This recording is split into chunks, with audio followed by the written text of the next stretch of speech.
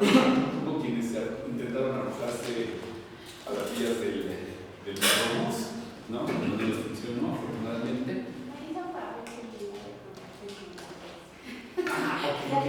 Pero lo que se perdió fue la emoción aquí. No, la emoción aquí. La tensión que se generaba ante cada una de las preguntas del test de pensamiento lateral, ¿no? Ok. ¿Cómo estamos, Andrés? Ok, muy bien. Espero que ya se hayan recuperado, que la terapia psicoanalítica haya servido de algo, ¿no? ¿Qué nos pasa? Raúl? A ver, dale a la siguiente, por favor. A la siguiente, esto lo estuvimos comentando. Siguiente. A ver, detengámonos un momento en esta. Quiero desarrollarla un poco más. Ya saben que vamos subiendo en espiral, ¿no? Esta imagen, les decía, es una reelaboración contemporánea de uno de los dibujos, sería una palabra muy pobre para designar las ilustraciones que hizo uno de los más importantes activistas de la historia, Basilio Valentín, ¿no? Para explicar precisamente la esencia del proceso alquímico. Lo que me interesa desarrollar ahora, que lo habíamos dejado pendiente, es por qué la parte masculina de eso que recibe el nombre de Revis lleva un compás y por qué la parte femenina lleva una escuadra. Pregunta obvia: ¿para qué sirve un compás? Para hacer círculos, ¿verdad? Por lo tanto, ese compás a su vez se vuelve un símbolo del círculo. Y el círculo, porque existe ese movimiento de ceja, mi querida Natalia, una especie de... Sí, espera, sí. O sea, no hubiera imaginado que era un círculo. ¿No, qué, perdón? No hubiera imaginado que representaba un círculo. Sí, representa un círculo, pero de ahí tenemos que dar otro paso. ¿Qué representa el círculo? De acuerdo a lo que hemos visto. La totalidad. La eternidad. ¿La qué? La eternidad. La eternidad. Lo que no tiene principio y no tiene fin, lo infinito, y por lo tanto a la divinidad, ¿no? Y por eso se vuelve también el compás un símbolo del azufre. Pero vamos a ver que ya lo dijimos desde nuestra primera clase, los símbolos. Realmente yo creo que tú estás pidiendo una madriza y yo te puedo ayudar encantado de la vida, ¿no? Ok, pero ya habíamos comentado que los símbolos en alquimia son polivalentes, es decir, significan, pueden significar muchas cosas y ahorita vamos a regresar a eso, ¿no? ¿Para qué sirve una escuadra? Para hacer triángulos. Puede servir para hacer triángulos, sí, pero... Bueno, trazo de 90 grados. Exactamente. ¿Y cuál es la figura de 90 grados por excelencia? El cuadrado. El cuadrado, ¿verdad? Y de acuerdo... no te lo pienses así, todos la reflejamos en algún momento de nuestra vida, ¿no? Y por lo tanto, el cuadrado es representación, lo hemos visto, ¿de qué? De los 4 elementos. De los 4 elementos, y por lo tanto, de manera indirecta y simbólica también, representación de qué? Del cuerpo también, efectivamente, perdón, del aspecto material, mientras que el compás es representación del aspecto espiritual y que la escuadra es representación del aspecto material, ¿no? Si entonces el compás es representación del espíritu, la escuadra será representación de qué? Del alma. Exacto, del alma, muy bien, ¿no? Del alma. Aspecto masculino, aspecto femenino, lo activo, lo pasivo, lo que da forma y aquello que se le da forma, siempre esa dualidad presente, ¿no? En la masonería también tiene esa... Así es, sí, claro, por supuesto, recoge los mismos significados, ¿no? Claro, tiene otros significados además en la masonería, no nada más esos, pero digamos que esos son los que comparte con el proceso alquímico. ¿Qué se ve de nosotros los tristes mortales en un café? ¿No? ¿Verdad? Ok, entonces repasamos con una cortesía para quienes faltaron. Veíamos cómo aquí está una esfera, esfera rosa, ¿no? Habíamos comentado que la esfera, a su vez, es una representación de Saturno. Si la esfera fuera negra, sería la representación del plomo, sería la representación de Saturno, ¿no? La esfera es roja, sigue siendo Saturno, pero transformado, ¿me explico? Es decir, recuerden que en la alquimia nos encontramos con cosas como que se puede hablar de un dragón verde, de un dragón rojo, de un dragón amarillo, o sea, porque todo es uno, lo hemos dicho. Todo es uno y simple y sencillamente se va transformando, ¿no? En el interior de esa, obviamente esa esfera tiene dos alas al lado, lo cual quiere decir que lo que era fijo se ha convertido en volante, en el sentido de que se ha elevado además al plano espiritual. El plomo, que sería la representación de lo pesado, de lo más material dentro de lo material, ha sido elevado a esa condición espiritual. En su interior, lo vemos, tiene trazados tanto el cuadrado como el triángulo, que ya sabemos a qué hace alusión, ¿no? A la materia prima, a los 4 elementos, que yo espero que hayan hecho varios ejercicios mentales para entender siempre de qué se trata la materia prima, independientemente de que hablemos de fuego, aire, tierra y agua, ¿no? Porque ya vimos, sobre todo la clase pasada con nuestro test de pensamiento lateral, como la burra siempre tira al monte, ¿me explico? Y uno tiende a regresar a los vicios mentales. Ok. Pero además decíamos, tiene el 3 que representa esos 3 elementos fundamentales también del proceso alquímico, pero todo es lo mismo, es decir, el espíritu, el alma y el cuerpo, el azufre, el mercurio y la sal, el oro, la plata y la tierra, ¿no? O sea, es todo lo mismo. Encima de eso está el elemento fundamental del que hemos hablado, el dragón, ¿no?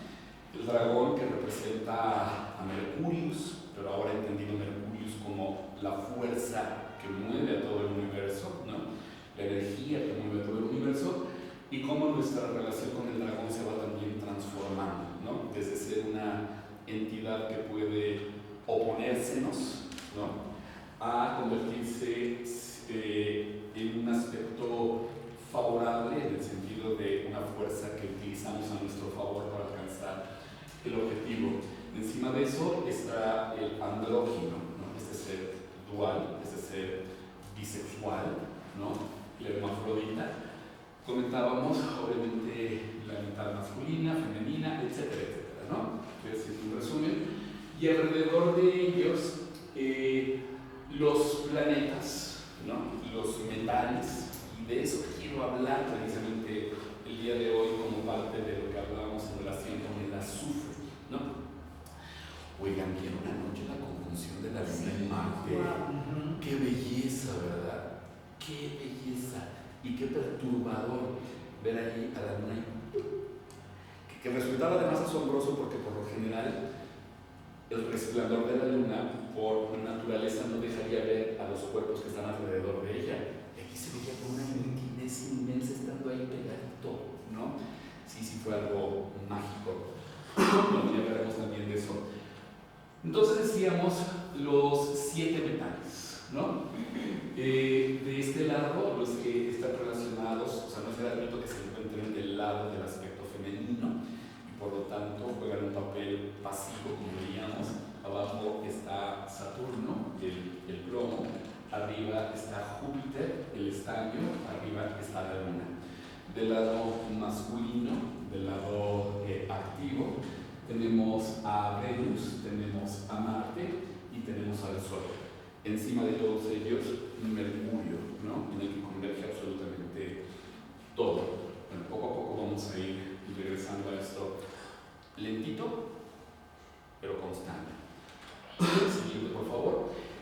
Y estuvimos viendo el cuestionamiento que nos hacíamos en la clase pasada, y de ahí todo el ejercicio que hicimos es ¿qué es el azufre? ¿Qué debo de entender por el azufre?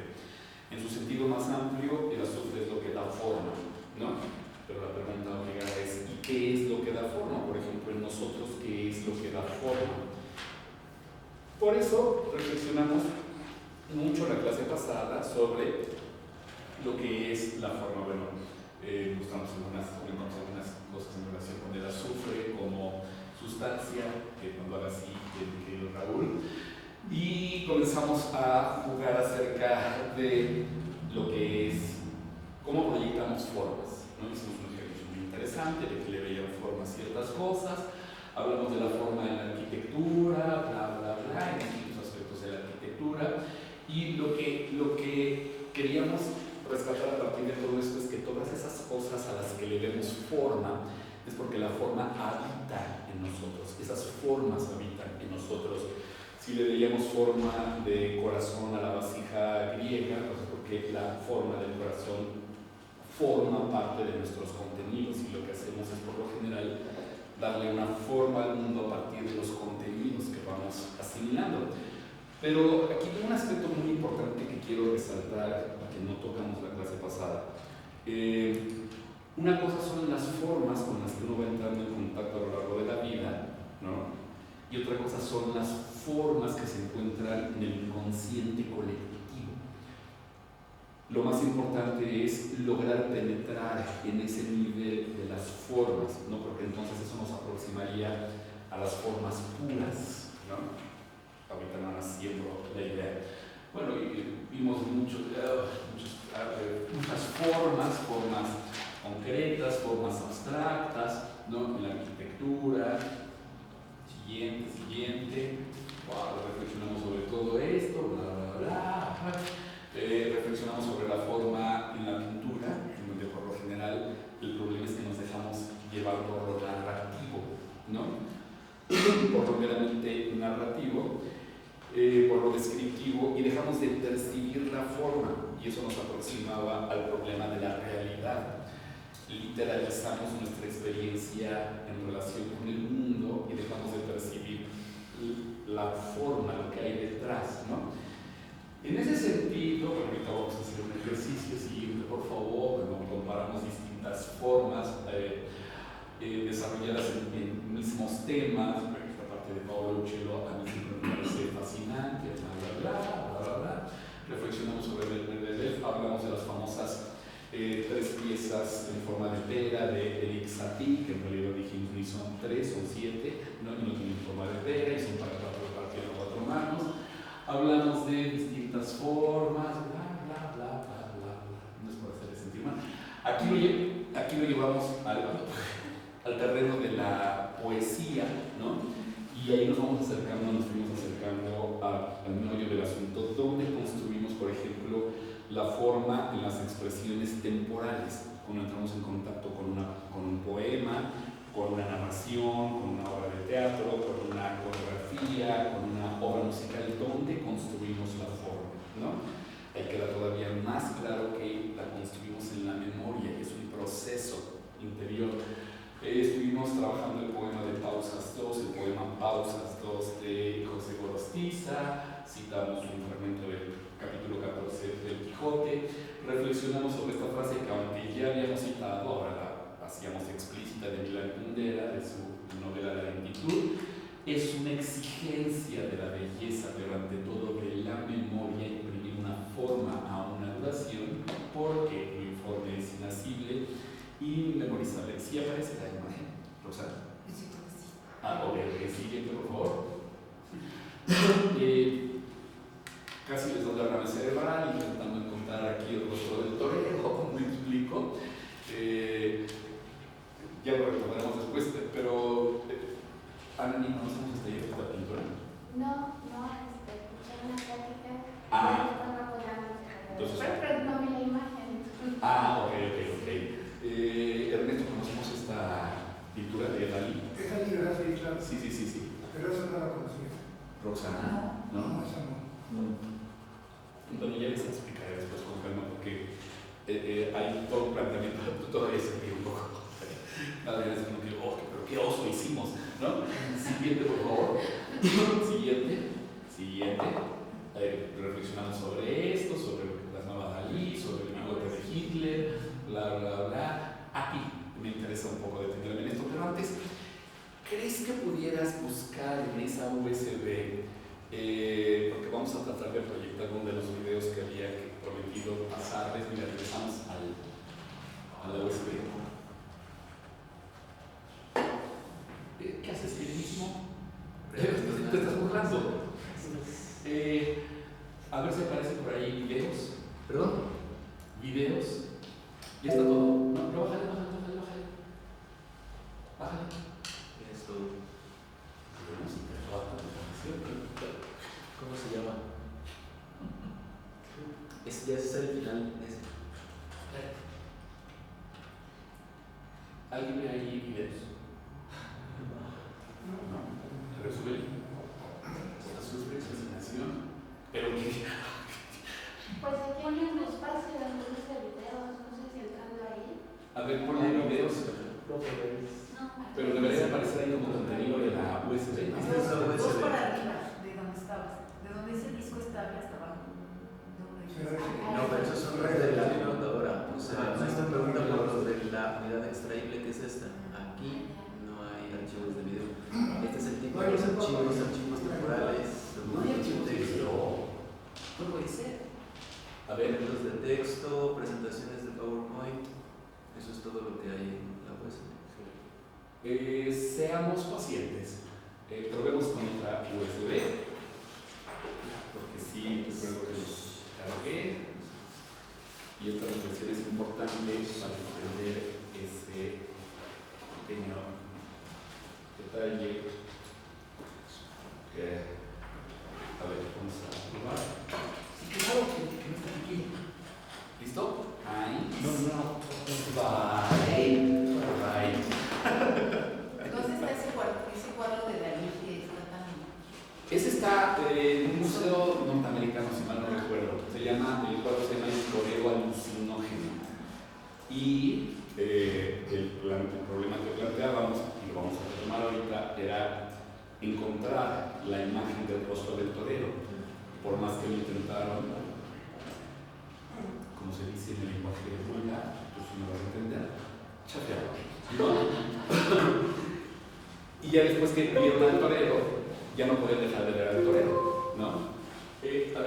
A ver si hay por ahí videos. Sí, videos. Video 1, por favor. ¿Podemos apagar la luz, si fueran tan amables? A ver. Vamos a ver. ¿Qué pasó? Eso está pensando.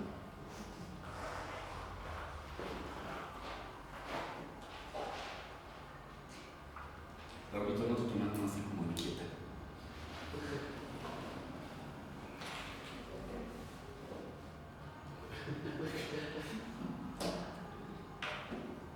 Solo poner reproducir. Ahí está.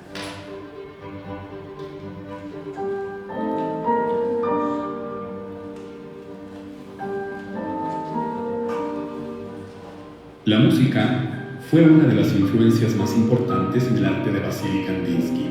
Compositores como Richard Wagner, Alexander Scriabin, Arnold Schoenberg y Modest Mussorgsky influyeron en sus concepciones estéticas así como en sus creaciones.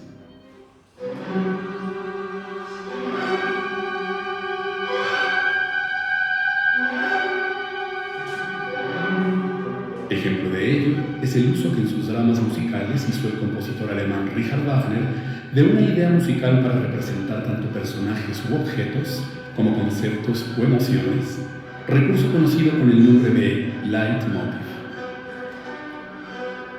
El leitmotiv encuentra su paralelo en las pinturas de Kandinsky en la constante presencia de algunos motivos tomados de la imaginería religiosa del pueblo ruso que tanta influencia ejerció en sus primeros cuadros, como la barca, San Jorge, jinetes, ángeles tocando trompetas, entre algunos otros.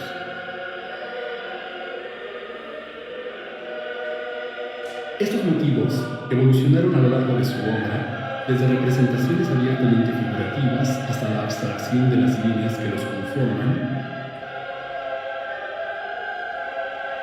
como sucede con uno de los más recurrentes, el de la barca con remos, Vincularon el imaginario popular ruso con la idea de la salvación.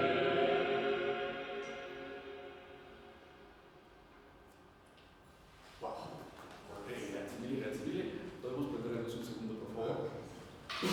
No sé si conocían estos videos. Son parte de los videos que hice para la exposición de Grandes y Pequeños Mundos en el Palacio de Bellas Artes.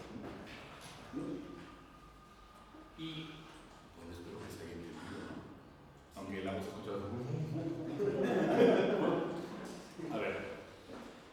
¿Qué me interesa sobre todo de este video? ¿Pero qué te pasa, Raulito?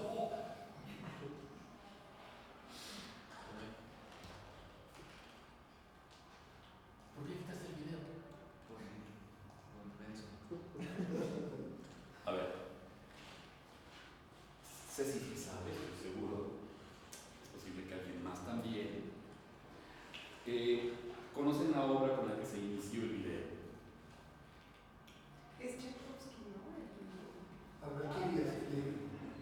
Valquirias de Richard Wagner. No, bueno, después suena la famosa cabalgata de las Valquirias. Ah, no, el El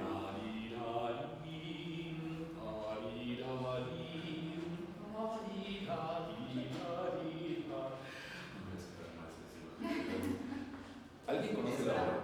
¿Eh?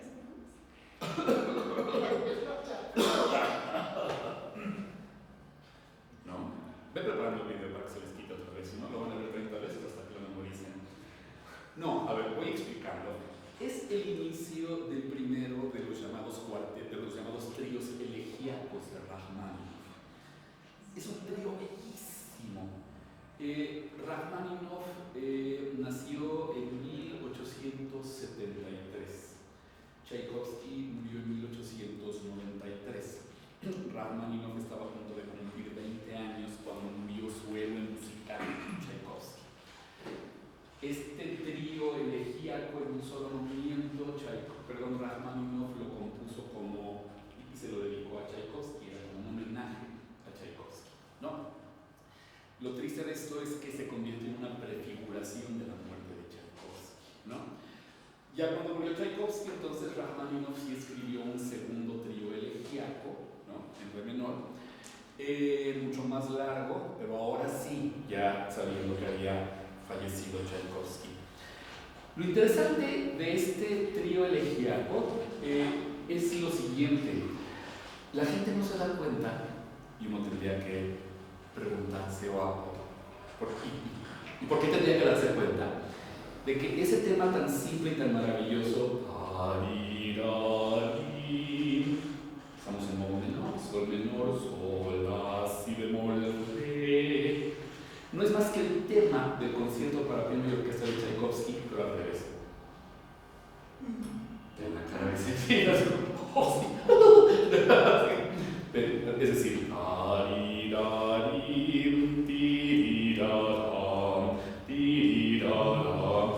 hasta Ernesto casi sufre un pequeño derrame cerebral. Qué bueno, me da gusto. El tema de Tchaikovsky, y lo vamos a ver en algún momento aquí en clase, es increíble porque todo el concierto de Tchaikovsky está construido sobre una idea y la variación de una idea de 4 notas. ¿De dónde toma esto Tchaikovsky? De Beethoven. ¿A quién admiraba profundamente Tchaikovsky? A Mozart, pero también a Beethoven, ¿no?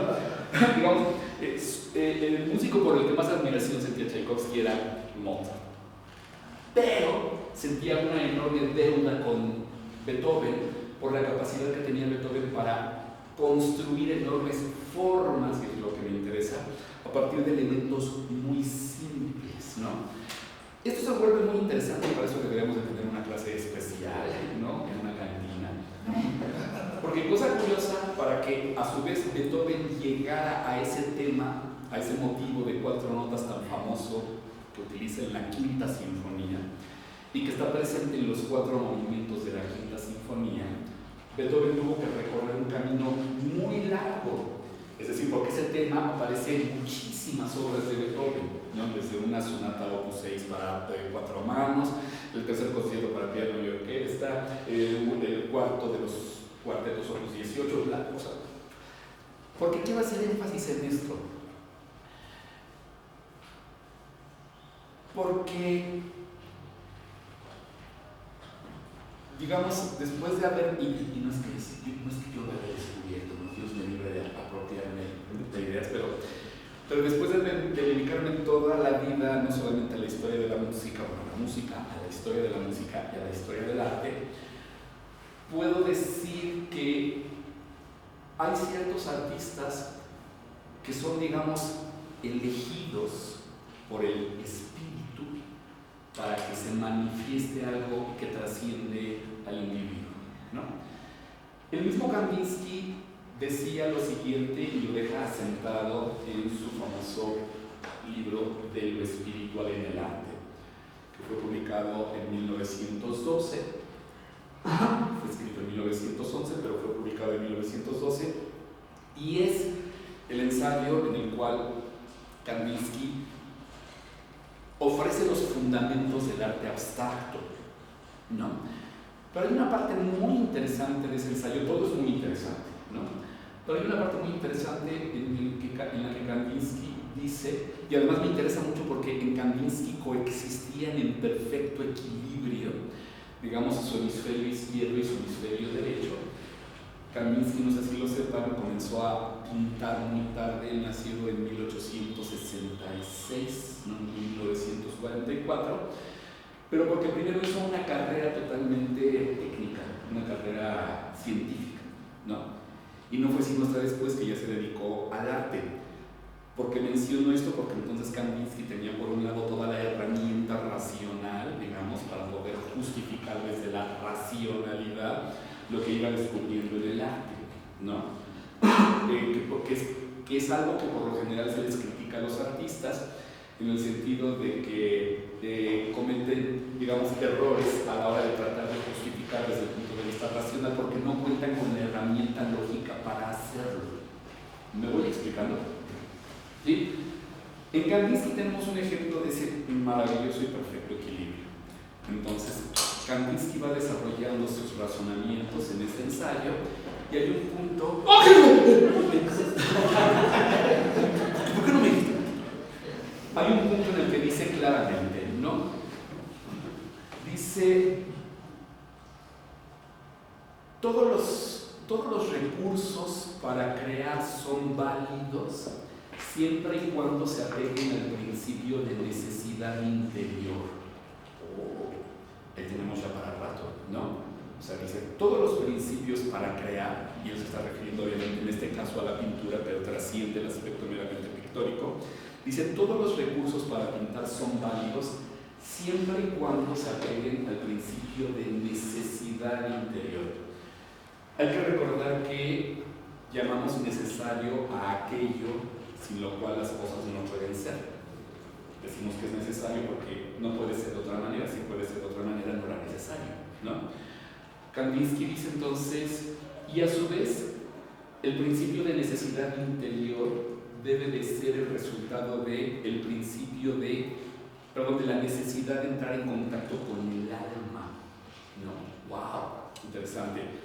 ¿Qué significa esto? Que entonces para poder expresar lo que es propio de la pintura, uno tiene que entrar en contacto con aquello que anima a la pintura, porque es la idea del alma en Kandinsky, ¿no?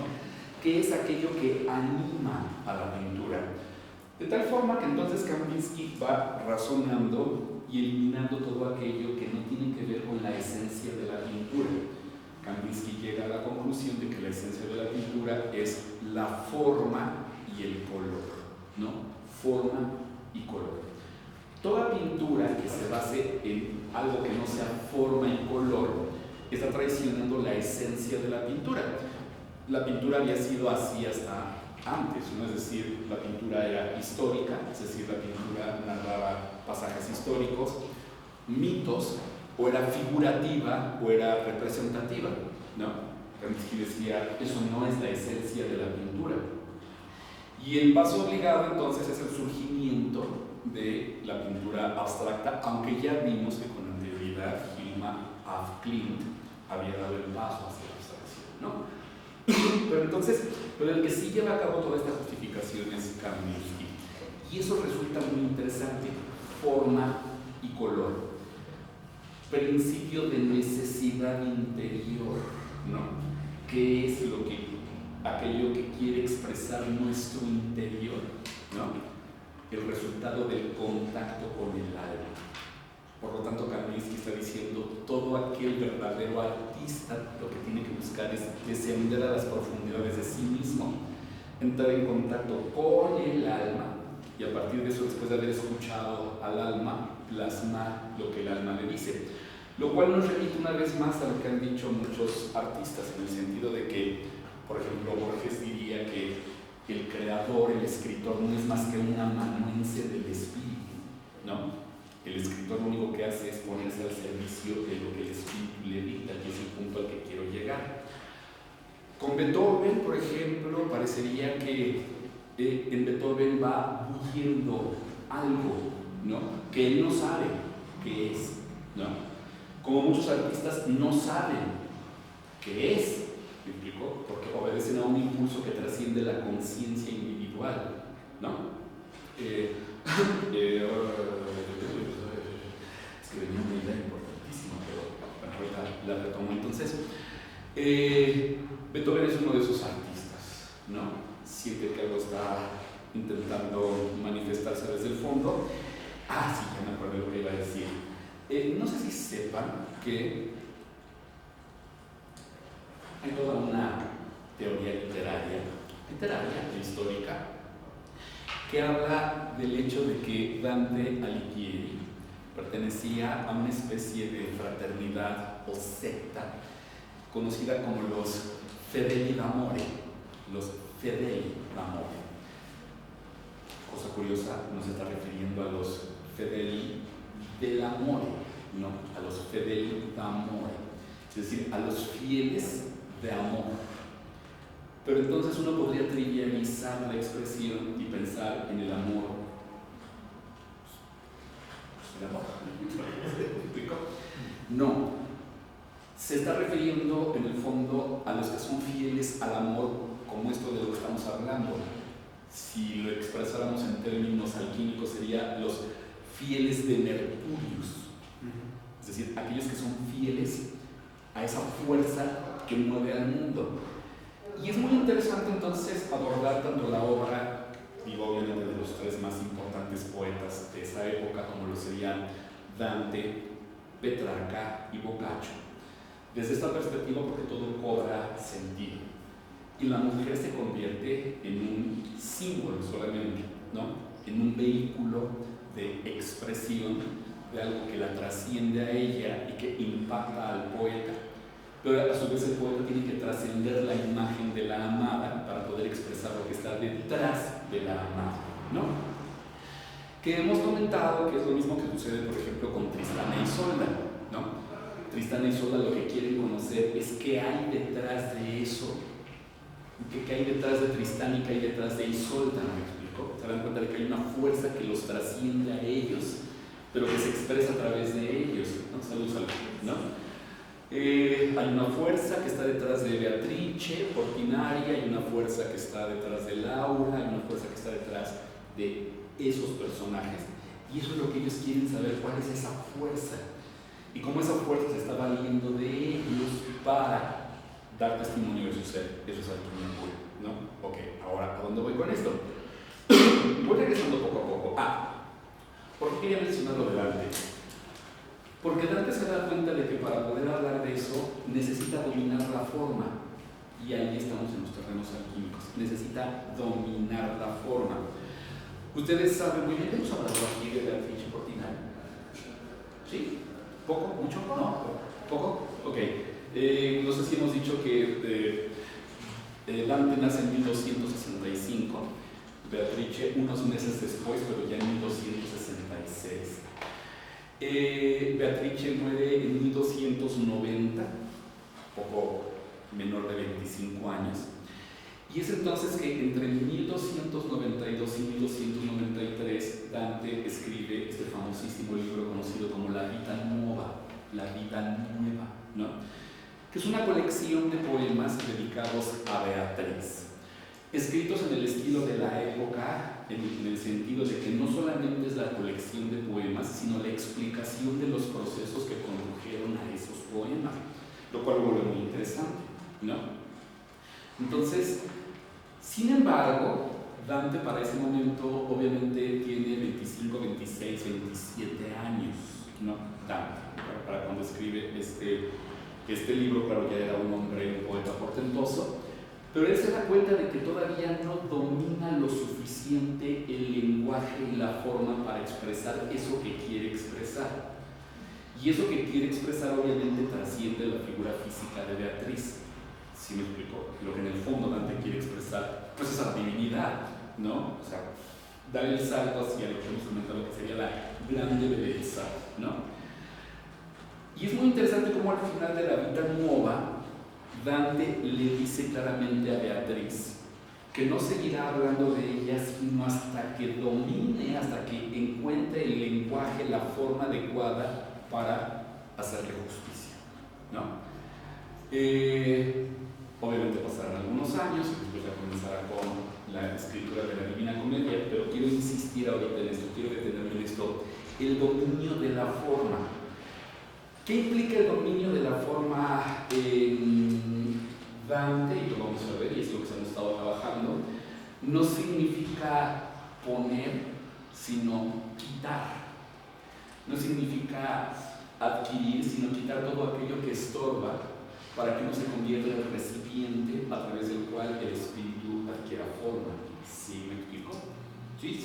Si no se entiende, díganme con toda sinceridad y lo explicamos, ¿no? Porque uno tiende a pensar que entonces lo que uno necesita es adquirir una técnica, ¿no? Cuando que en el fondo, pues sí, uno aprende muchas cosas, pero solamente para después prescindir de ellas, ¿no? ¿A dónde voy con esto?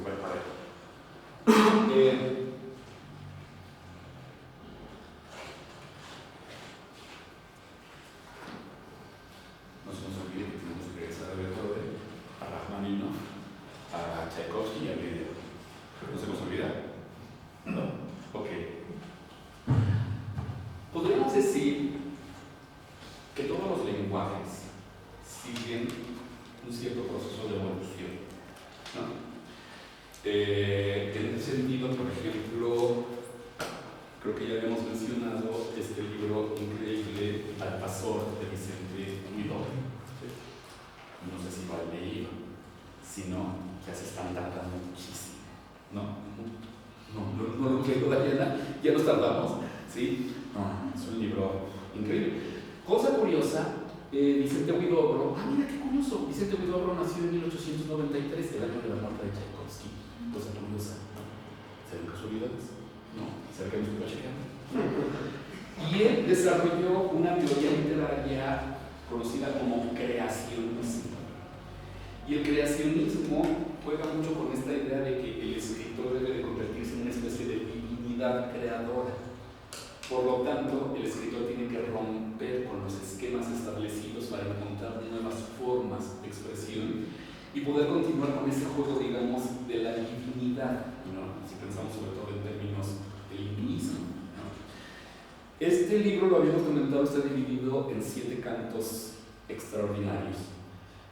En el primer canto, Huidobro nos deja muy en claro que el personaje principal del poema, Alcazor, es el mismo.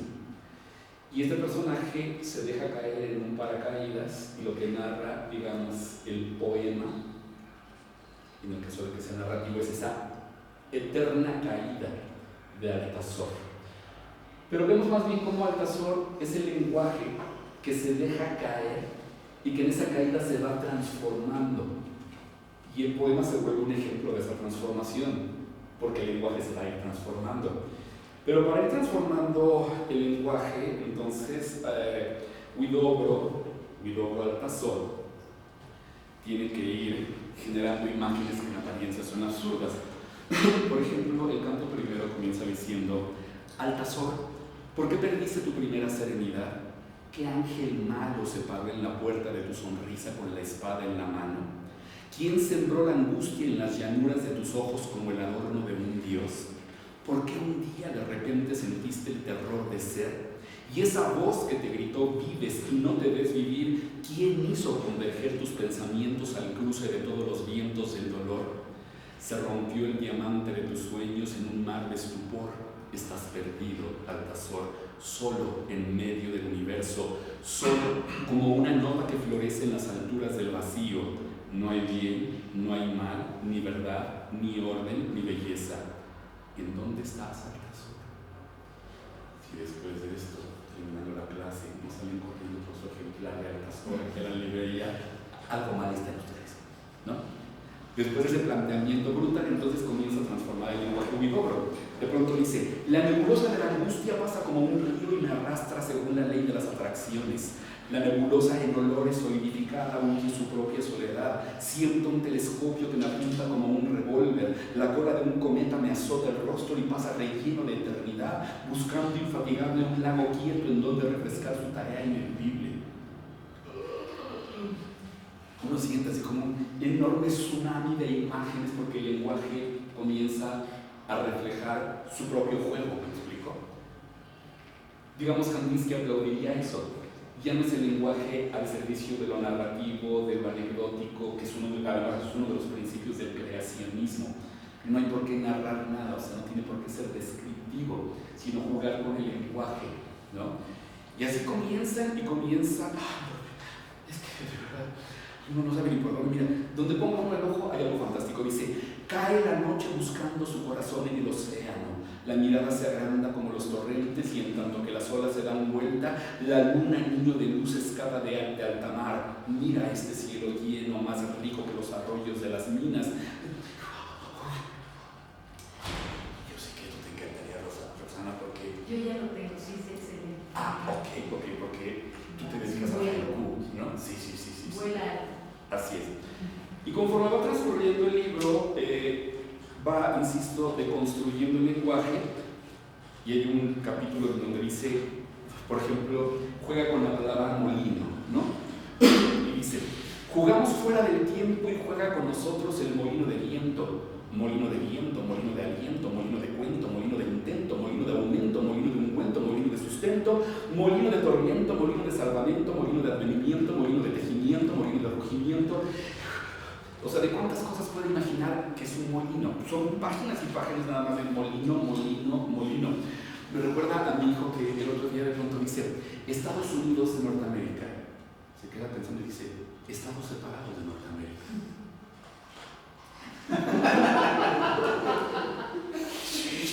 ¿Se acuerdan que les platiqué del niño de... ¿No? Estaba dormido. O sea, para él es natural, es decir, recupera ese juego, esa manera de jugar monstruoso. Después de páginas y páginas se dice: así eres, molino de viento, molino de asiento del viento que teje las noches y las mañanas, que hila las nieblas de ultratumba, molino de aspavientos y del viento en aspas, el paisaje se llena de tus locuras. Uno podría decir, como le dice Cristiana Roxana en Cyrano de Bergerac, ¿no? Sigue hablando. Pero resulta que Cristiana es un imbécil. Me explico, porque el que verdaderamente habla es Cyrano de Bergerac, ¿no? ¿no? El chiste es que sigue deconstruyendo el lenguaje y al final se va quedando solamente con balbuceos, ¿no? El último canto solo es, después de haber, claro, llega a esto poco a poco. El último es ahí, allá, ya, uyi, taralí, la, uralura, yolalila, rimbilomban, lalam, uyaya, soyonario, lalila, monturela, monlustrella, lalolú, montresol, montrina, ahí, montesure, la subido. Y ahora solo son las sonoridades, ¿ves? Porque llega la esencia del lenguaje, que es la sonoridad. Y lo que ha ido haciendo es purificando al lenguaje de su necesidad de reflejar las cosas para regresar solo a los sonidos, es decir, a la música, ¿no? El final es prodigioso porque solamente termina diciendo: campanudio, la dalía, oriciento, auronida, la dalí, io, a, perdón, io, ia, i, o, ahí, a, i, o, ia. Y ahí está. Como regresamos, es en un proceso de involución, como una especie de big crunch al principio de todas las cosas, ¿no? Yo estoy convencido de que si uno se arma de valor y lo ve del principio a fin en una sola sentada, va a enloquecer, ¿no? O se va a purificar y va a terminar, ¿no? En la más pura inocencia. Ahora, ¿a dónde voy con eso? Ah, sí, estábamos hablando de... A ver, decíamos, los lenguajes tienen una evolución, ¿no? Si utilizamos un lenguaje, términos simbólicos, diríamos, todos los lenguajes primero tienen una etapa que llamaríamos sexual. ¿Cuál es la finalidad del sexo? Tú cállate. ¿Perdón? La reproducción. Sí, cállate, te clase. Pero en un principio, si lo tomamos en sentido estricto, la reproducción, ¿no? Para poder explicar esto, tenemos que partir de dos principios que entran en juego: el individuo y la especie, ¿no? Vamos a poner aquí la especie y aquí al individuo. ¿Qué significa eso? Que en toda etapa sexual, sea de lo que sea, estamos hablando a nivel reproductivo, la especie está por encima del individuo. Es decir, la especie utiliza al individuo para alcanzar sus objetivos, ¿no? ¿Estamos de acuerdo? En ese sentido, si hablamos de sexualidad biológica, cualquier individuo, no estamos hablando solamente de seres humanos, cualquier individuo que reúna las cualidades necesarias puede entrar en el juego de la reproducción, ¿me explico? Tanto hombre como mujer. Pero, insisto, aquí lo importante es la especie. ¿Quién lo expresó de manera muy clara? Creo que lo habíamos comentado aquí.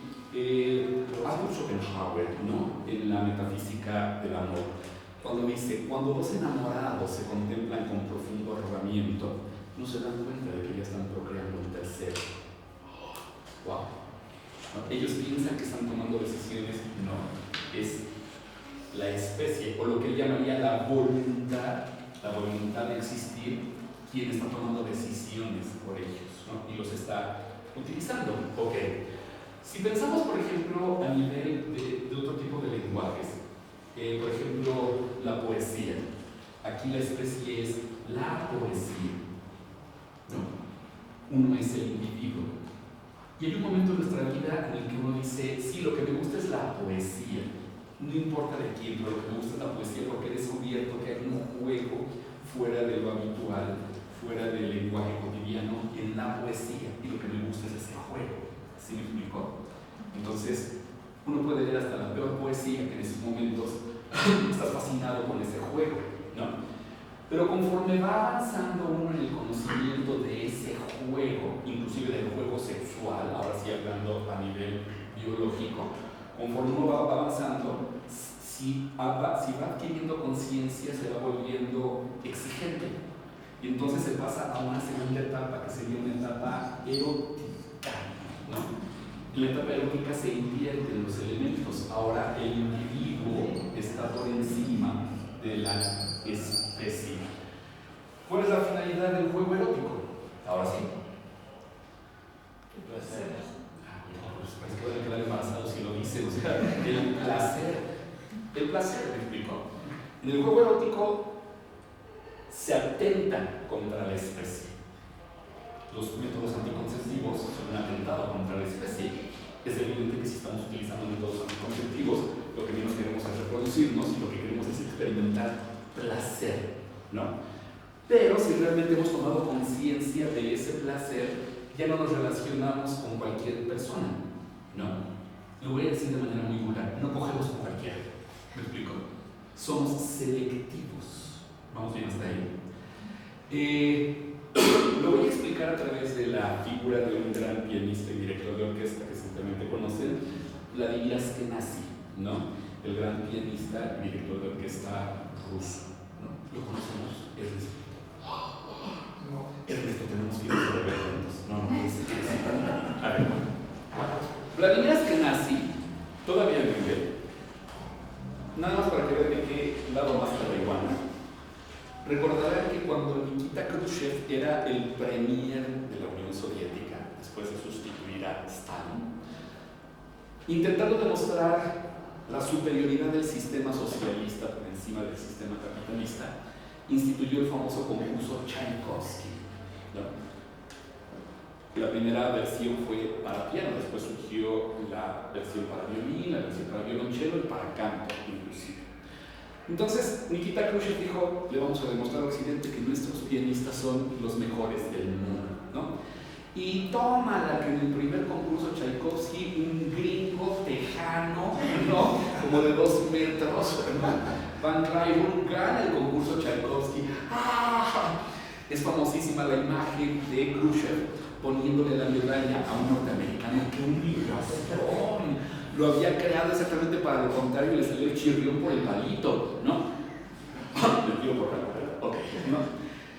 Y entonces Khrushchev dijo, pues que busquen hasta por debajo de las piedras al mejor pianista de la Unión Soviética. Y mira que ya levantas una piedra y sale un pianista de primer nivel, ¿me explicó?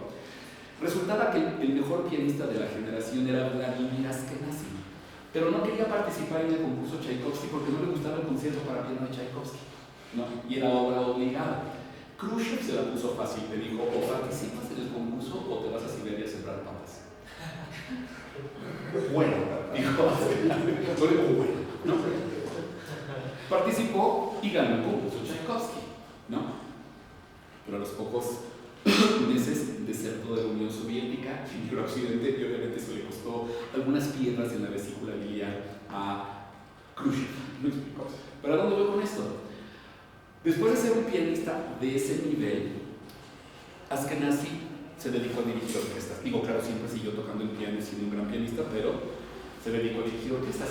Y me tocó ver una entrevista en la que le preguntaban, maestro, mi Vladi, acá, ¿no? ¿Por qué dirige ahora usted orquestas?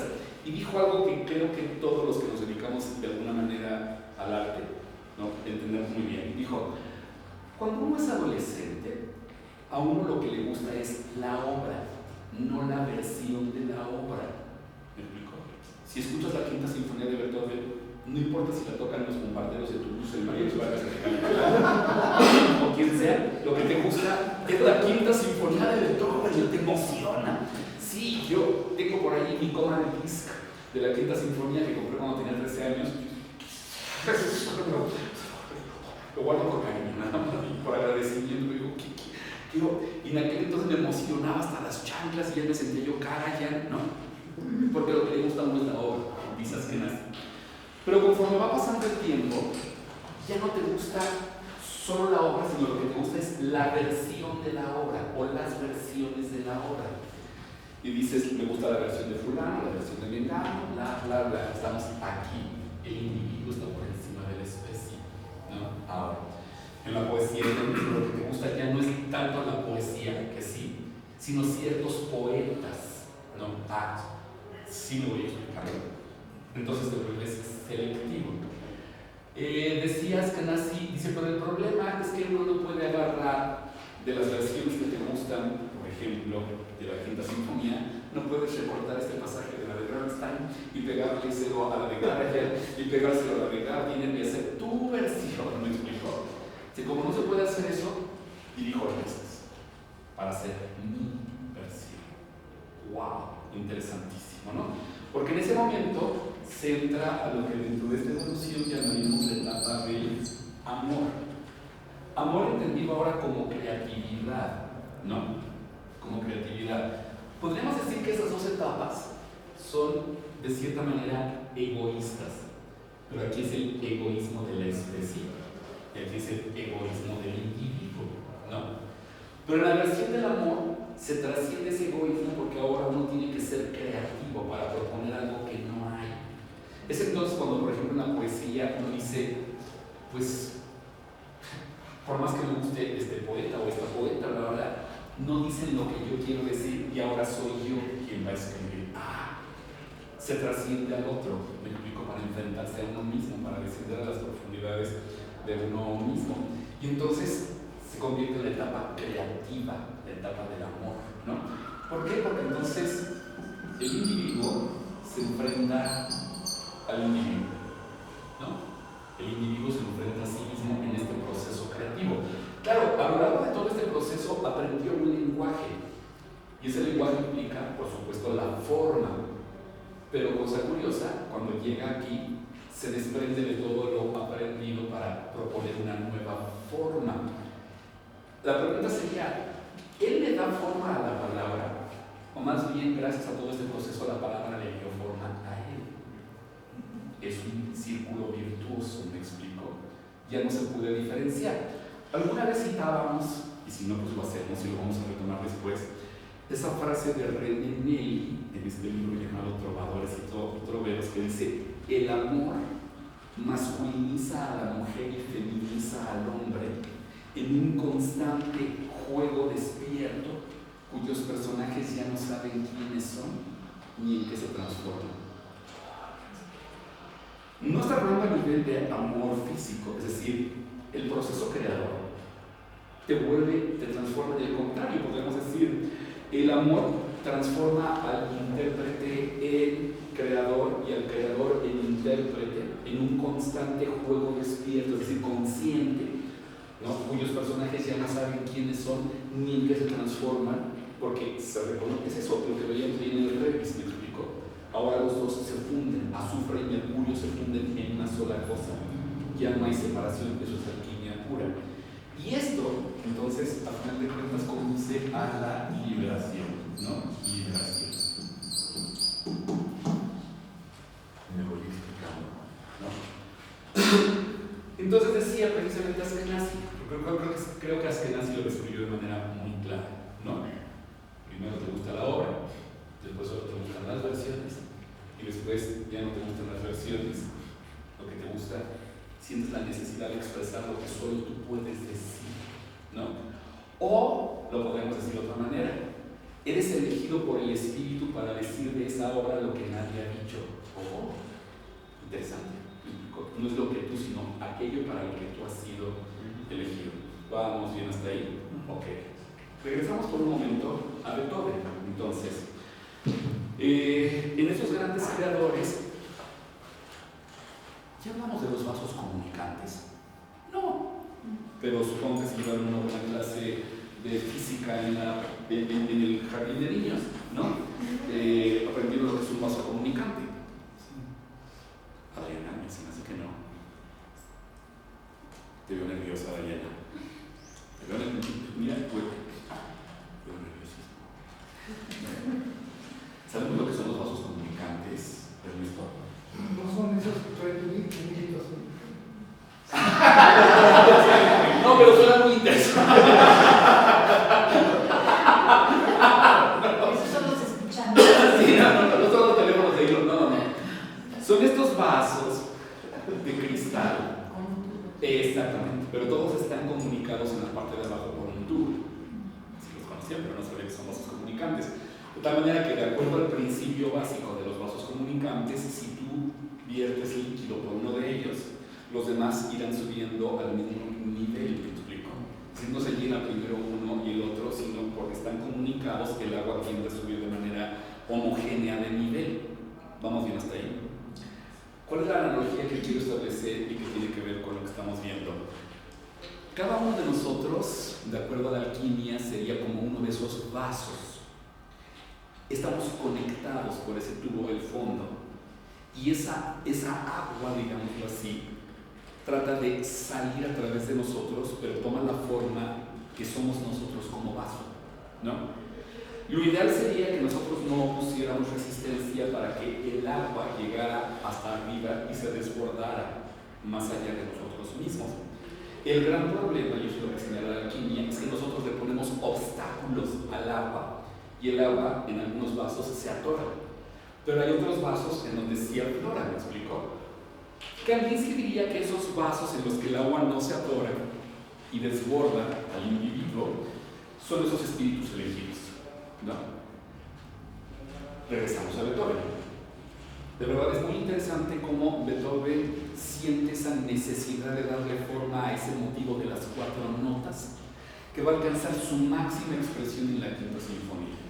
Lo interesante es que después de la Quinta Sinfonía, Beethoven no vuelve a utilizar el motivo de los 4 sonidos. Es como diciendo, ya, encontró su forma definitiva, por fin me liberé. Casi como si el proceso creativo fuera una especie de necesidad de hacer un exorcismo en relación con uno mismo y liberarse de algo que lo está atormentando, en el buen sentido, exacto. Y ese algo que lo está atormentando es el espíritu que quiere tomar una forma y te ha elegido, ¿no? ¿Vamos bien hasta ahí? Lo que te está brillando de mirada, como si fueras una revelación. Sí, ¿verdad? Ok, cambia tu vida, ¿no? Ok, regresamos al punto, ¿no? ¿Cuál es ese punto? La forma. Tchaikovsky, oigan, por cierto, de verdad les invito a escuchar la serie de 6 programas que grabé para Cultura UNAM sobre la obra de Tchaikovsky, que se llama Tchaikovsky en el espejo de su música. ¿Nunca te has escuchado eso? No saben aquí. Digo, grabé tanto 9 programas, no fueron 9, fue tanto 5 programas sobre las 9 sinfonías de Beethoven para Cultura UNAM, ¿no? Ustedes googlean Roberto Ruiz Guadalajara, Cultura UNAM, Beethoven, ahí aparecen los programas. Te ponen Roberto Ruiz Guadalajara, Cultura UNAM, Tchaikovsky, ahí aparece, ¿no? Y mi intención sobre todo con la obra de Tchaikovsky es que decíamos que Tchaikovsky, a lo mejor la analogía no es muy afortunada, pero me la voy a rifar. Tchaikovsky es como esos actores o esas actrices inmensamente bellos físicamente, que la mayoría de la gente los va a ver por su belleza física y no se dan cuenta de que son grandes actores, ¿no? Que son grandes actores, ¿no? Y puede suceder lo inverso, es decir, pensar que porque son bellos físicamente son grandes actores o son una basura, ¿no? El problema con Tchaikovsky es que su música es tan atractiva que la gente no se da cuenta de las maravillas de estructura que hay en Tchaikovsky. O sea, toda la sabiduría que hay detrás de Tchaikovsky para construir, por ejemplo, una sinfonía, la gente no se da cuenta y terminan pensando que la música de Tchaikovsky es el resultado solamente de la inspiración, ¿me explico? Mal entendida además, ¿no? En esos programas intento, claro, en la medida del tiempo que se me otorgó, poner de manifiesto esos aspectos de la música de Tchaikovsky. Es brutal. Y si las complementan con las versiones que grabó Valery Gergiev, ¿no han escuchado las versiones de Valery Gergiev de las sinfonías de Tchaikovsky? ¡Oh, Dios mío, qué experiencia tan brutal! Es de las experiencias más intensas que yo tengo en mi vida. O sea, porque no solamente escucho uno la sinfonía, ves cómo la ejecuta la orquesta del Teatro Mariinsky de la ahora nuevo San Petersburgo. No hay mejores músicos en toda la galaxia. Certificado por George Lucas en la Guerra de las Galaxias, ¿no? No hay mejores músicos, es increíble. Pero bueno, a lo que voy es a lo siguiente. Uno pensaría entonces que el concierto número 1 para piano y orquesta de Tchaikovsky es una obra solamente inspirada, ¿no? Y obviamente,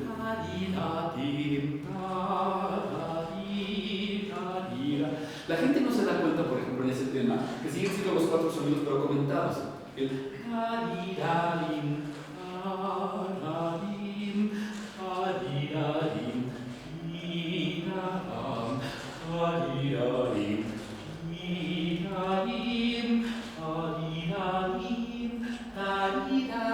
con la cruz. ¿Qué está pasando? Es como ver la caricatura del Pato Donald en el mundo de las matemáticas, ¿me explico? Viendo que giran cuadrados y dices, sí, lo que está girando es un cuadrado. El segundo movimiento, cuando quieran, igual.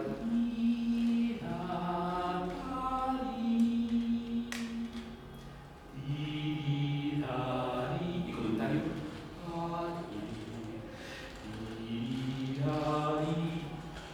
Ya me ¡oh! Se los puedo demostrar, cuando quieran. ¿A dónde voy con esto? ¿Qué hace Rachmaninoff? Se da cuenta de eso y toma eso y lo transforma. Y ahí está la palabra clave de la alquimia: transformar algo que tiene una forma, encontrarle otras formas, ¿no? ¿Puedes poner el video, por favor? Pausa. ¡Qué belleza! No me digan que no sienten la melancolía más profunda, nada más sobre el y uno diría, ¿qué ocurrencia de Rachmaninoff? Es Tchaikovsky al revés. La famosa variación de ¿recuerdan? Que es la rapsodia sobre un tema de Paganini. Hizo lo mismo Rachmaninoff, solo utilizó el solo invirtió. no puede ser, no me hagas eso, ¿me explico? No te hagas a ti, diría Rachmaninoff, que no contemplas el mundo, ¿no? Porque esas lecciones están en el mundo. Otra vez, venga, por favor. Y vamos comentando.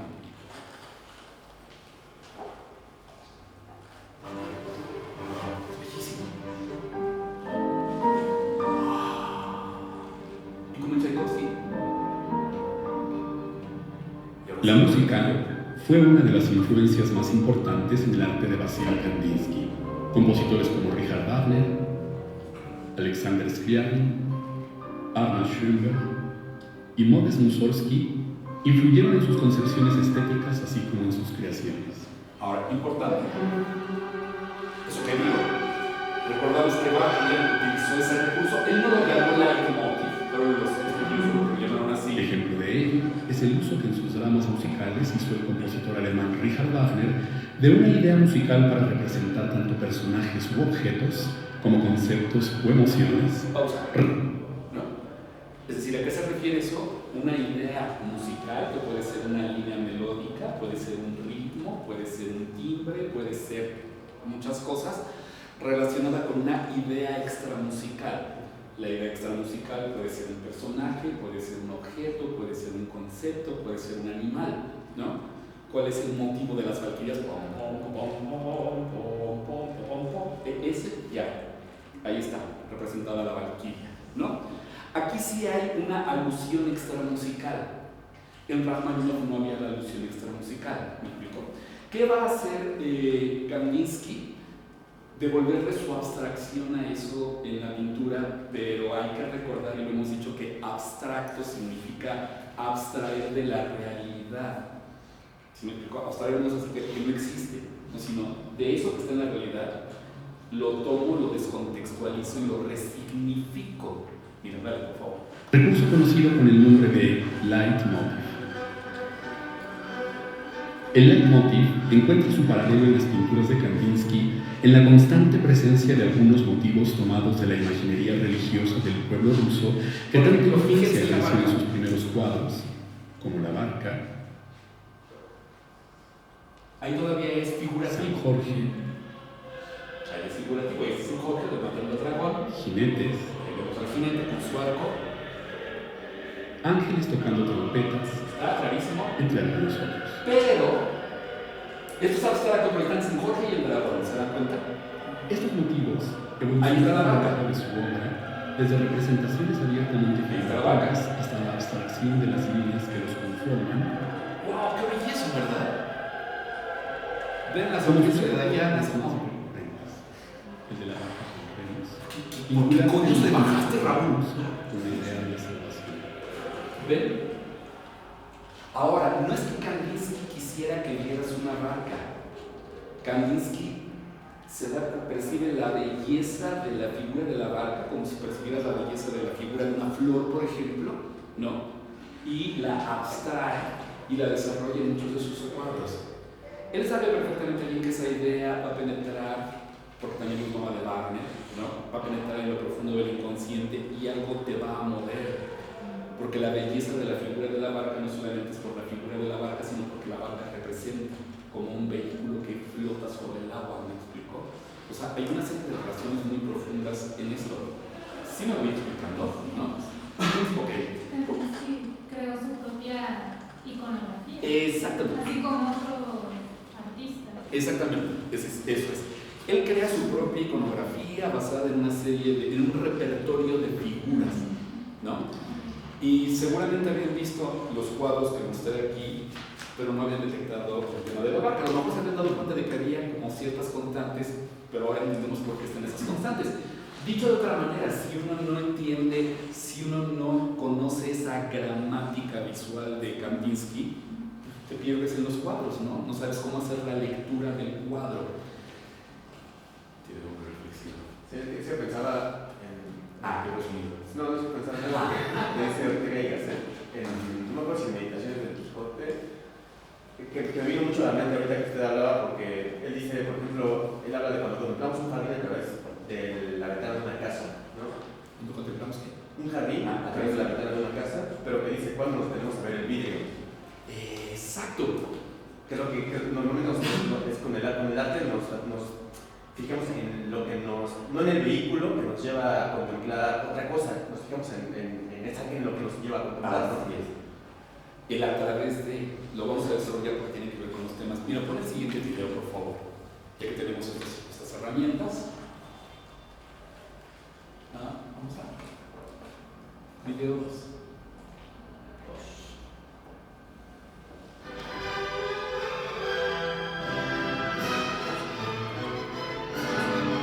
Entre las influencias que determinaron el rumbo como hacia la abstracción la cultura de Vasily Kandinsky se encuentra. Regrésale, por favor. Sí, si no, ¿qué? O sea, es como comer el que está lavando el piso con cloro, ¿no?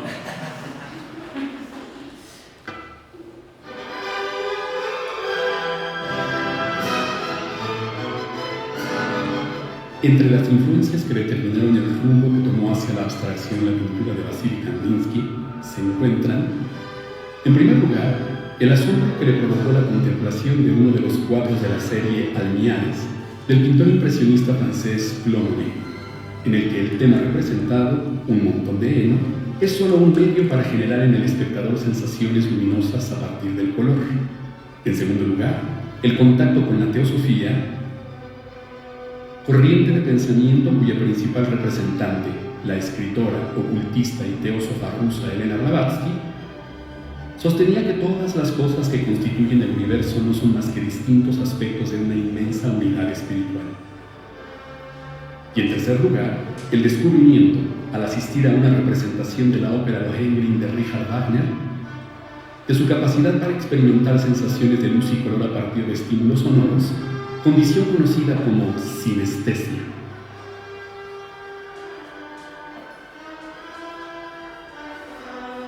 Es a partir de la sinestesia que músicos como Alexander Scriabin crearon obras como Prometeo, el poema del fuego, con la intención de producir en el espectador sensaciones en las que los sonidos y los colores se corresponden.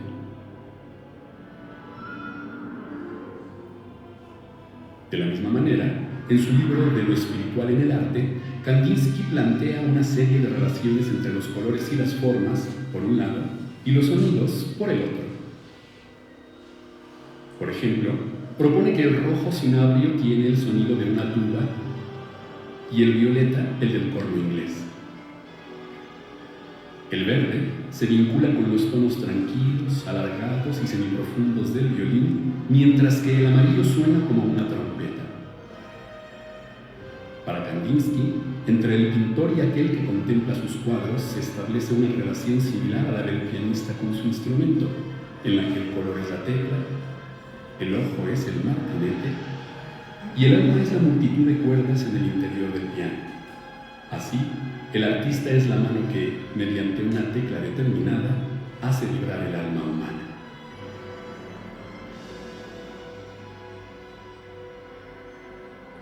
¡Wow! Rifadón, ¿verdad? Luis, por favor. Perdón, Susana, gracias. ¿Se fijaron cuando apareció digamos, uno de los signos más importantes relacionados con la teosofía? Sean sinceros. ¿Vieron el Uroboros? Sí. Uroboros. Sí, lo vieron ahí en el Instagram. Sí, exacto. ¿No? Ahora, quiero hacer énfasis en esto. ¿Recuerdan cuál fue la obra con la que después de haber entrado en contacto Kandinsky se dio cuenta de que tenía esta condición sinestésica? ¿Qué obra de Wagner? Opción A, La Traviata, que no es de Wagner. Opción B, El Orfeo de Claudio Monteverdi. Opción C, Lohengrin. ¿No? Ok. Pregunta trascendental. ¿Quién ha visto Lohengrin?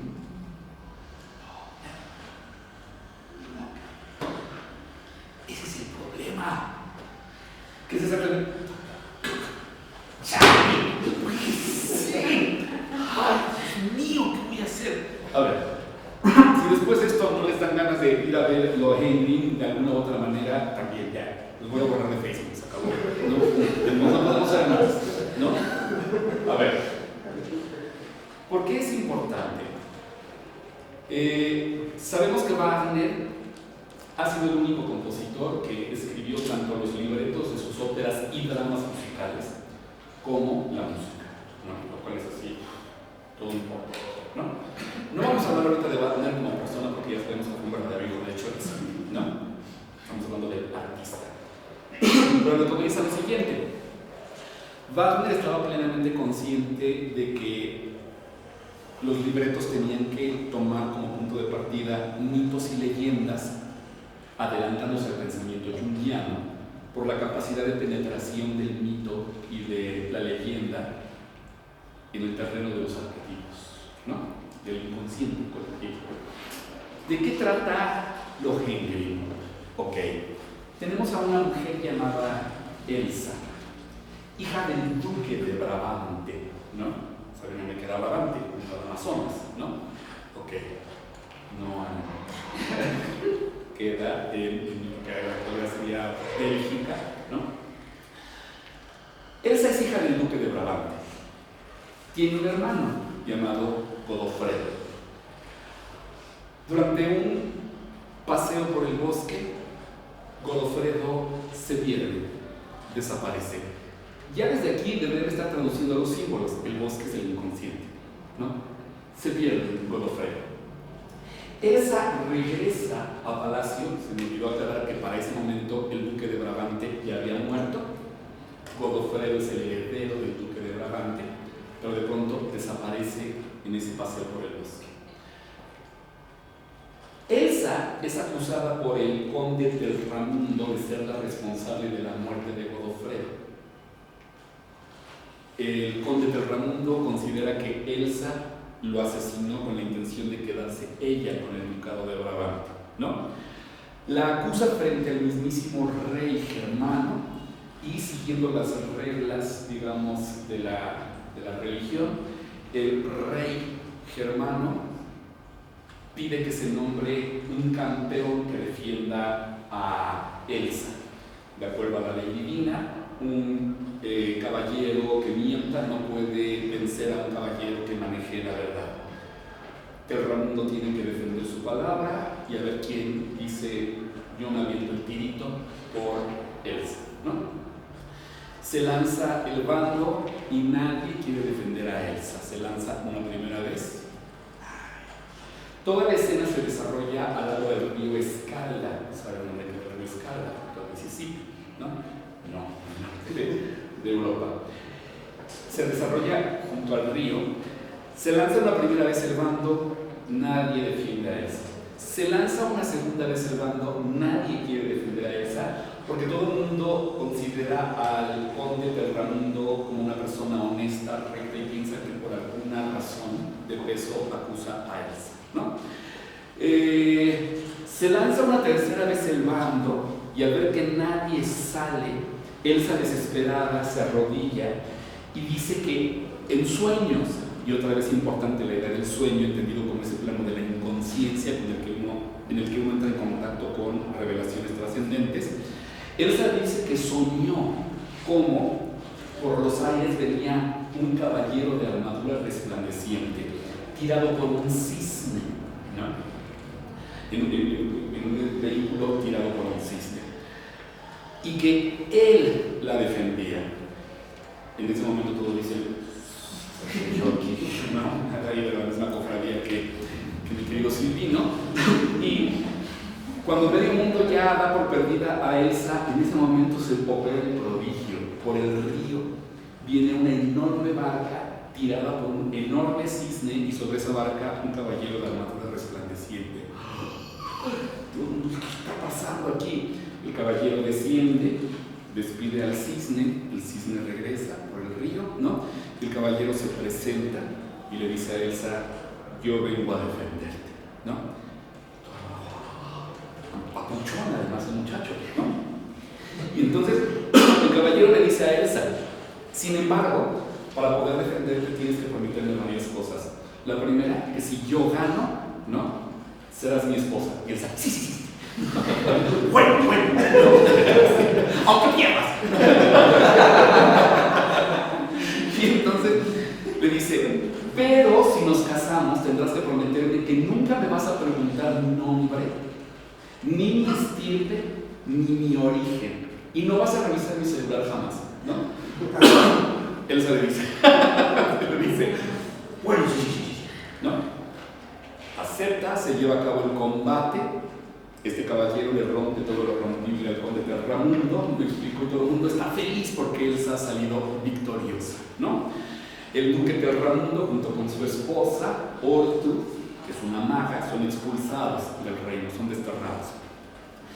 Se planean las bodas, ¿no? Se llevan a cabo, y durante la noche de bodas, que es donde recordarán ustedes, pero no se pueden acordar de lo que no saben, se toca la famosa marcha del que es de Wagner y es muy bonito, ¿no? Lástima que se haya achabacanado. Y en la noche de bodas, ya con el negligé puesto, Elsa y el caballero con su mameluco amarillo, ¿me explico? Elsa, a punto de tener ya relaciones con él, le dice: perdóname, no puedo. ¿No puedes qué? No puedo tener relaciones con una persona de la cual no sé ni su código postal, ni si estudió en el colegio de bachilleres, ni si es hijo de un obrero, ¿no? ¿Qué? Dice: cuando menos enséñame tu credencial de lector. Así como, exactamente, por ahí va, ¿no? Y entonces le dice: oye, pero tú prometiste que si yo te defendí. Sí, pero perdóname, no puedo. Ah, pero ¿quién fue la culpable de esa duda? La maga Ortruth. La noche anterior a la noche de bodas, Ortruth se las ingenia para penetrar de nuevo en el reino, llegarse hasta Elsa y decirle: oye, ¿verdad te vas a casar con un hombre del que no sabes tal? ¿Y qué tal si es narco? ¿Qué tal si es músico? Peor tantito, ¿me explico? Siembra la duda, otra vez igual que el de los psique, que vamos a desarrollar con ese mito. Y entonces, ya en la noche de bodas, Elsa no se aguanta y le dice: perdóname, discúlpame, no puedo. Y este personaje le dice: está bueno, te voy a decir lo que quieres saber, pero lo tengo que hacer frente al rey y frente a toda la gente. Así es que vístate, mamita, ¿no? Y a tu casa. Elsa: bueno, pero no puedo ser tan duro. Ok, pues eso no es cierto.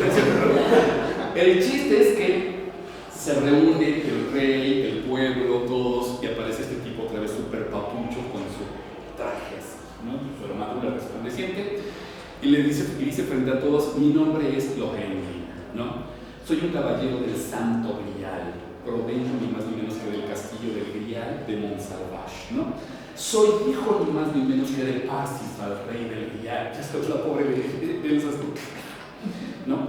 Dice: se nos deja bajar de esa región espiritual para defender causas justas, pero se nos dice que la única condición es que no revelemos nunca nuestro nombre, ni nuestra estirpe, ni nuestro origen. Si lo hacemos, tenemos que regresar.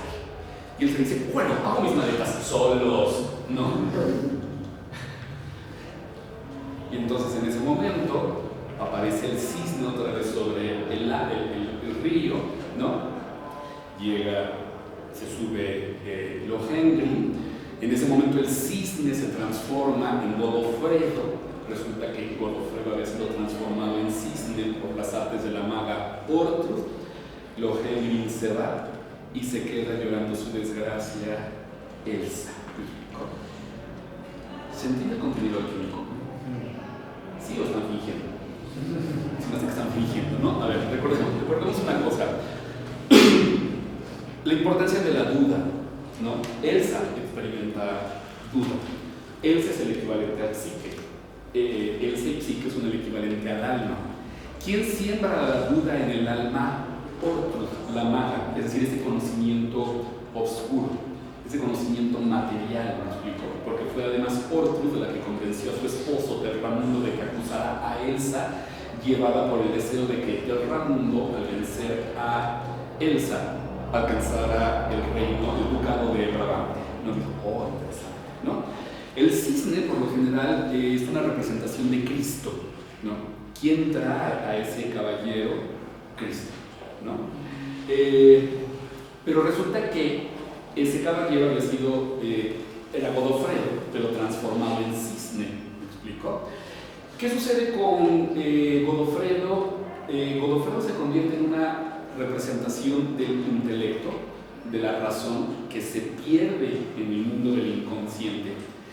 solamente puede ser purificado gracias a las aguas y a la influencia de Cristo. Por eso al final Godofredo ahora sí retoma su forma original y la consecuencia inevitable es que va a ser rey, ahora, perdón, duque de Brabante, ¿no?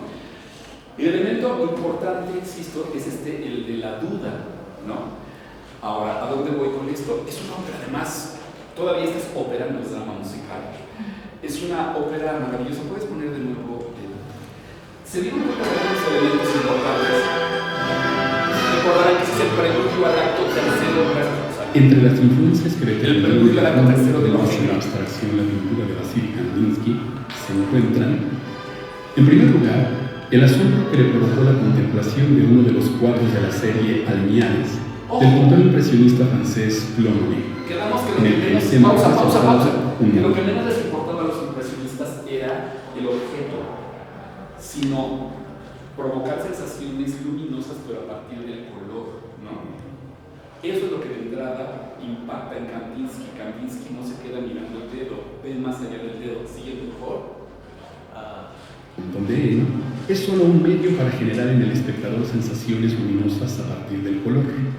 En segundo lugar, el contacto con la teosofía, corriente de pensamiento cuya principal representante, la escritora, ocultista y teósofa rusa Elena Blavatsky, sostenía que todas las cosas que constituyen el universo no son más que distintos aspectos de una inmensa unidad espiritual. Y en tercer lugar, el descubrimiento, al asistir a una representación de la ópera Lohengrin de Richard Wagner, de su capacidad para experimentar sensaciones de luz y color a partir de estímulos sonoros, condición conocida como sinestesia.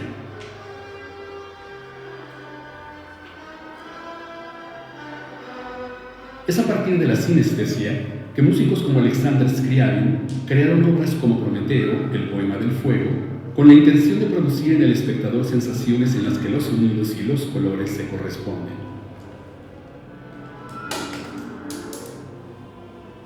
De la misma manera, en su libro De lo espiritual en el arte, Kandinsky plantea una serie de relaciones entre los colores y las formas, y los sonidos, por el otro. Ya prefiguraba todo esto y la manera en la Por que se ejemplo, corresponde. propone que el rojo cinabrio tiene el sonido de una tuba y el violeta el del corno inglés.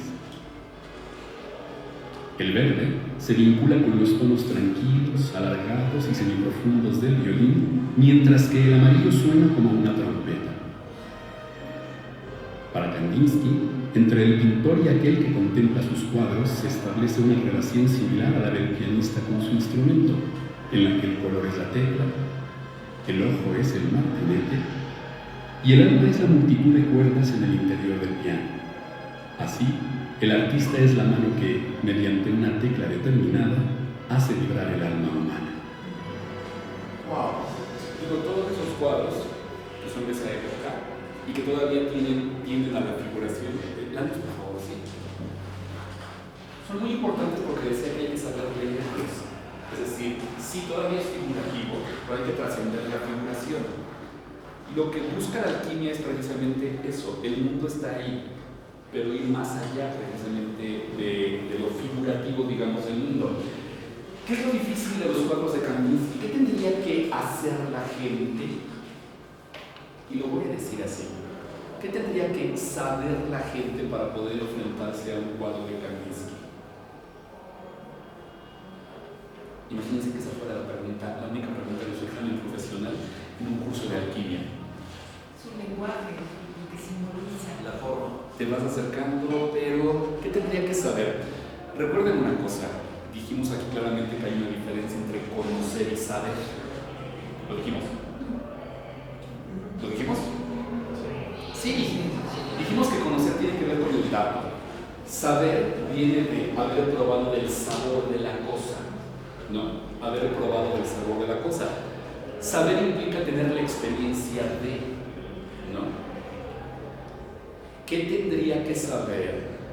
¿Se dan cuenta? Ahora cambia la expresión. Cuando la expresión no cambia, cambia la manera en la que nos enfrentamos a la expresión. ¿Qué experiencia debería de tener la gente para poder entenderlos, para poder comprender, sería el término correcto hermenéuticamente hablando, para poder comprender los cuadros de Kandinsky? ¿Qué experiencia tendría que tener la gente para poder comprender los cuadros de Kandinsky? La de Kandinsky. Sí, Pero la de qué? experiencia de Kandinsky. Y en ese sentido, la experiencia Del creador. ¿del qué? del color. Del color. ¿Ves? Aquí es lo difícil tanto de esto como de la alquimia, que parecen cosas obvias, pero no son obvias, ¿no? Es decir, ¿cómo tener la experiencia del color? La gente sabe lo que son los colores, pero ha tenido la experiencia del color. Dices, ¿cómo? ¿Cómo se tiene la experiencia del color? Pues pintando. ¿Me explico? Enfrentándote al problema del color, enfrentándote al problema de la palabra. Tú das cursos de haiku, ¿no? Enfrentándote al problema de la palabra, de la forma. El haiku tiene una forma, ¿no? Cómo someter la palabra a esa forma, pero que a su vez sea capaz de expresar el contenido que persigue un haiku, ¿no? Y dices, oh. Y ahí no hay de otra más que, oigan, sí les comenté, en ese sentido, este chico Alberto Forcada. Ok, lo comento rápidamente. ¿Podemos cerrar la puerta, por favor?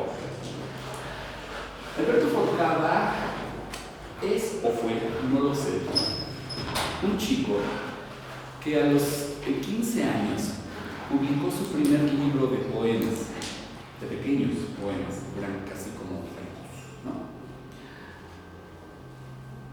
Cuando Gabriel García Márquez leyó ese libro, le prometió que si escribía un segundo libro, él se lo prologaba, de ese calibre, ¿no?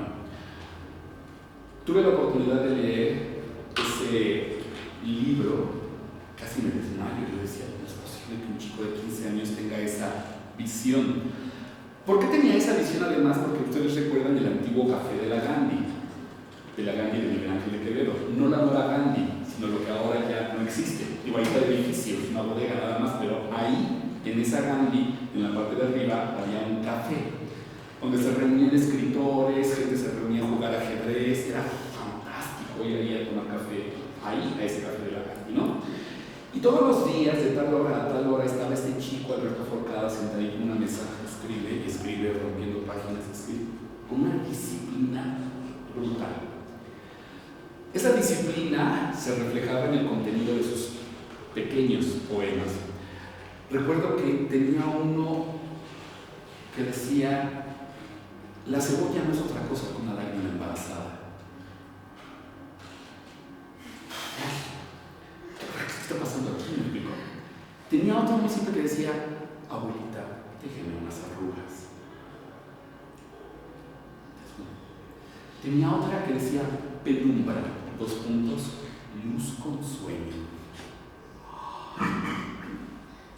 Todo lo que no muere, me explico. O sea, imaginar que la penumbra es una luz que se está quedando dormida, pero eso no viene así nada más porque sí, es estar puliendo, ¿no? En un círculo virtuoso.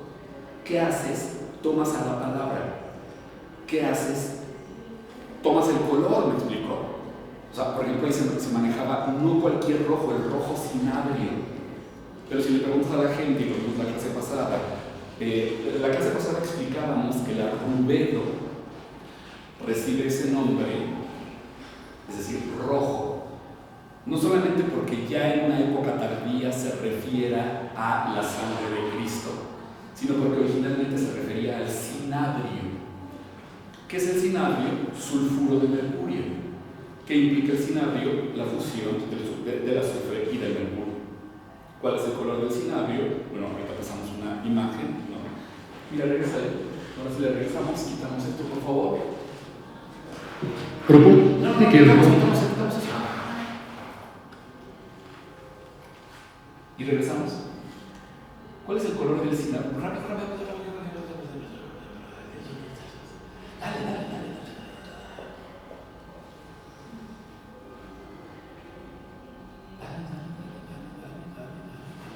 Perdón. No sirve de paso a la inversa. Ahí está. Ese es el cinabrio.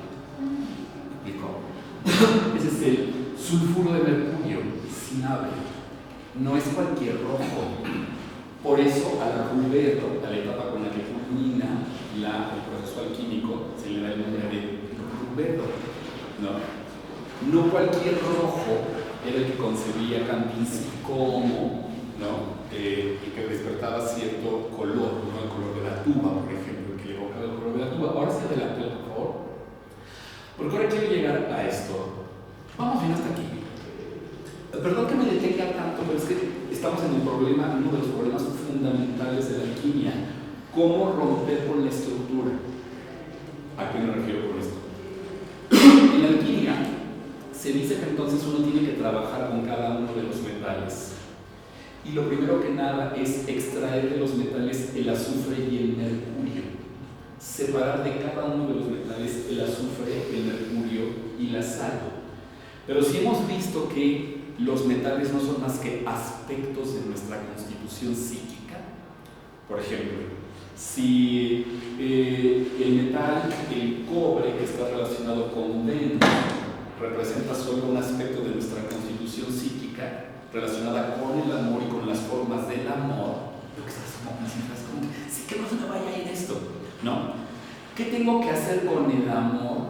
Ojo, con el amor, no, con la manera en la que yo me he construido las formas del amor, porque seguramente están empuercadísimas, me explico, quién sabe qué hemos hecho con el amor filial. ¿Qué pasó, Dayana? Con el amor filial, con el amor conyugal, con el amor fraternal, con el amor filial, quién sabe qué hemos hecho. ¿Qué significa ese quién sabe qué hemos hecho? ¿Qué forma le hemos dado? Dicho de otra manera, ¿cómo consigo yo esas formas del amor? Entonces, ¿qué dice la alquimia? Lo primero que tienes que hacer es disolver esa forma que le diste. ¿Qué significa eso en la alquimia? Tienes que hacer que el sol, el oro, el azufre, descienda y sea tragado por la oscuridad. Es decir, debes estar dispuesto a renunciar a todas esas concepciones que tienes en relación con algo. ¿Me explico? Esa es la expresión correcta. Toda concepción que tengas en relación con algo, siendo ese algo cada uno de los metales, ¿no?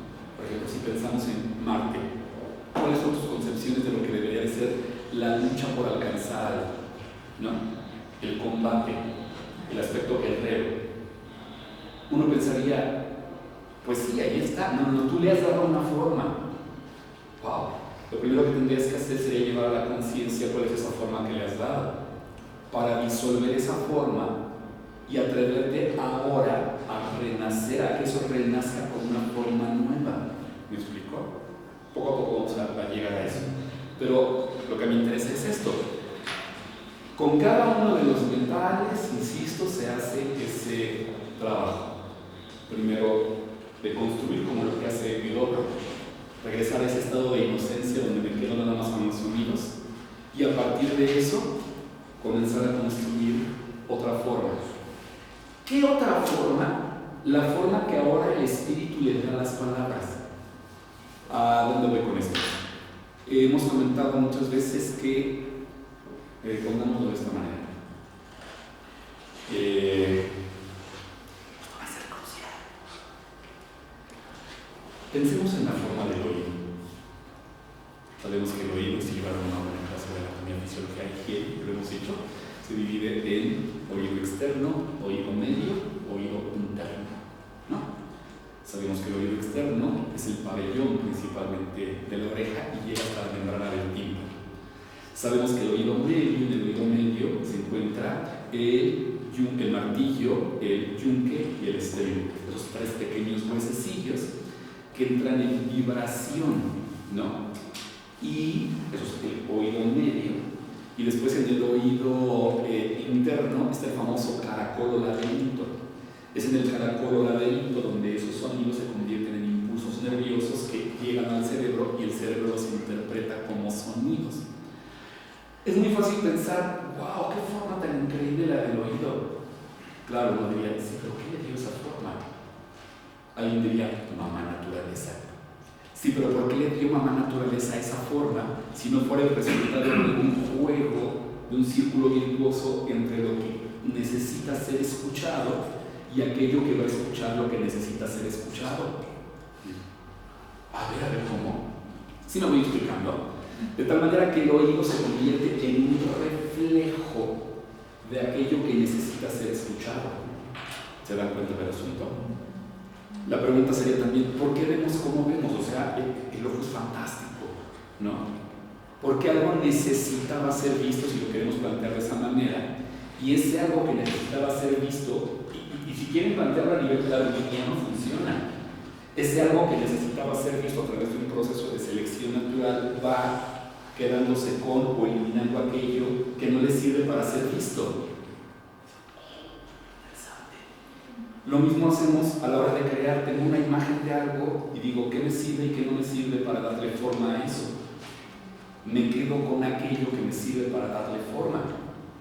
¿Qué hace un alquimista? Contempla la naturaleza, ¿me explico? Y ve cómo la naturaleza ha ido encontrando soluciones para darle forma a aquello que ella necesita para dar testimonio de su ser. Aquí es donde cobraría sentido aquella frase que dice que, primero lo voy a plantear a nivel de naturaleza, el universo crea al ser humano por la necesidad de contemplarse a sí mismo. Sí. Bueno, estaba leyendo el otro día Popol Vuh y en el origen, ¿no?, de la creación, ellos buscaban, los dioses buscaban crear bueno, en este caso se refiere al hombre, para que los recuerde, para que lo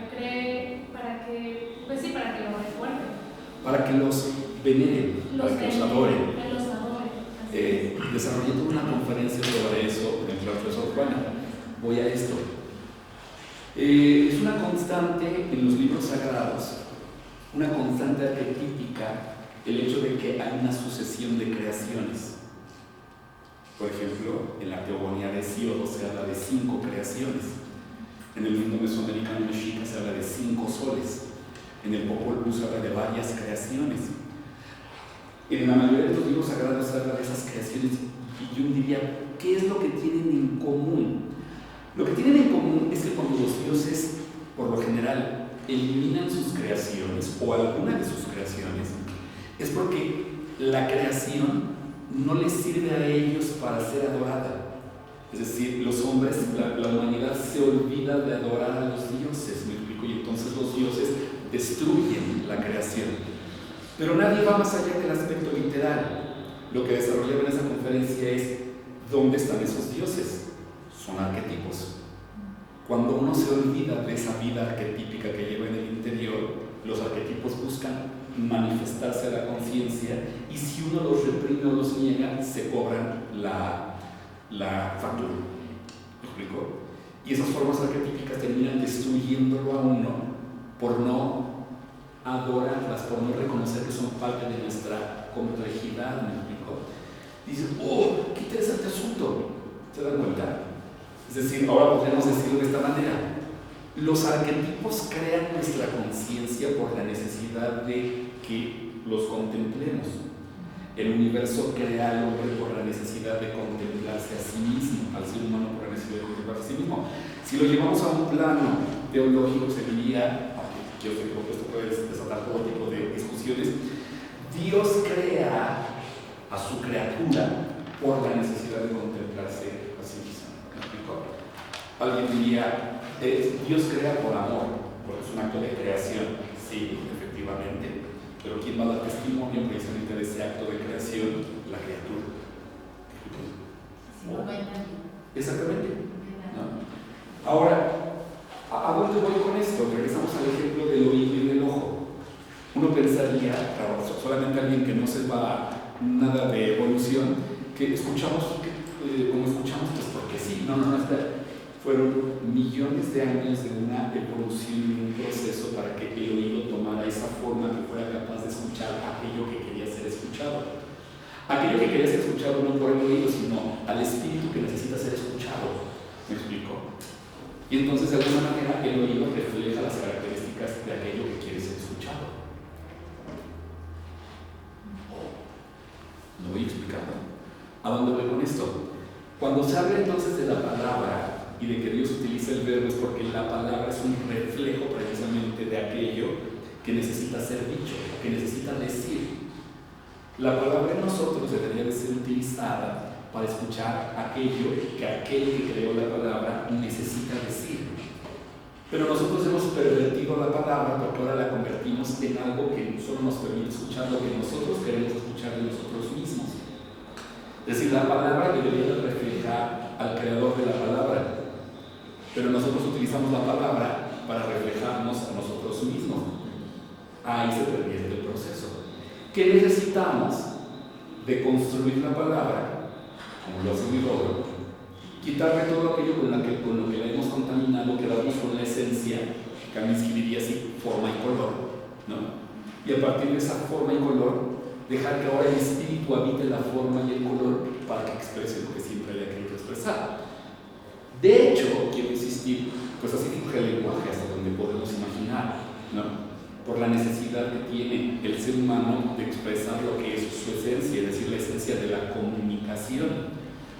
Pero cuando sobreviene el problema, por eso Merlín decía, y lo citamos aquí, cuando Arturo le pregunta que cuál es el defecto de un caballero, el peor defecto de un caballero, y entonces le dice la mentira. Es un caballero que miente, asesina una parte del universo, ¿no? Lo vamos a desarrollar un poco más, pero en el momento en el que uno utiliza el lenguaje o cualquier lenguaje para mentir, está atentando contra la esencia no solamente de ese lenguaje, sino contra el creador de ese lenguaje. ¿Me explico? Esto tal vez nos permitiría entender un poco más aquello que nosotros habíamos citado aquí cuando se dice que la única blasfemia que no será perdonada será la blasfemia contra el Espíritu Santo, es decir, contra el Espíritu Creador. Si tú atentas contra el Espíritu Creador, y se puede atentar de muchas maneras, mintiendo el porqué de la creación, ¿no? Esa no tiene perdón. Perdón en el sentido de que ya no se puede hacer nada por ti, chao. ¿Me explico?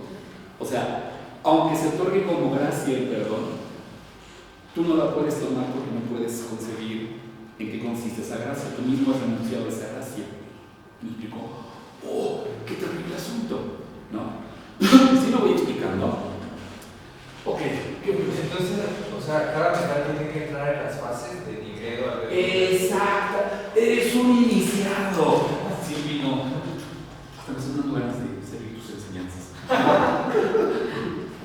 No, efectivamente, qué bueno que ya lo dijiste así, porque entonces hemos dicho que el proceso alquímico no es un proceso lineal, es un proceso, uno tiene que seguir la Nigredo, la Albedo y la Rubedo con cada uno de los aspectos que nos caracterizan.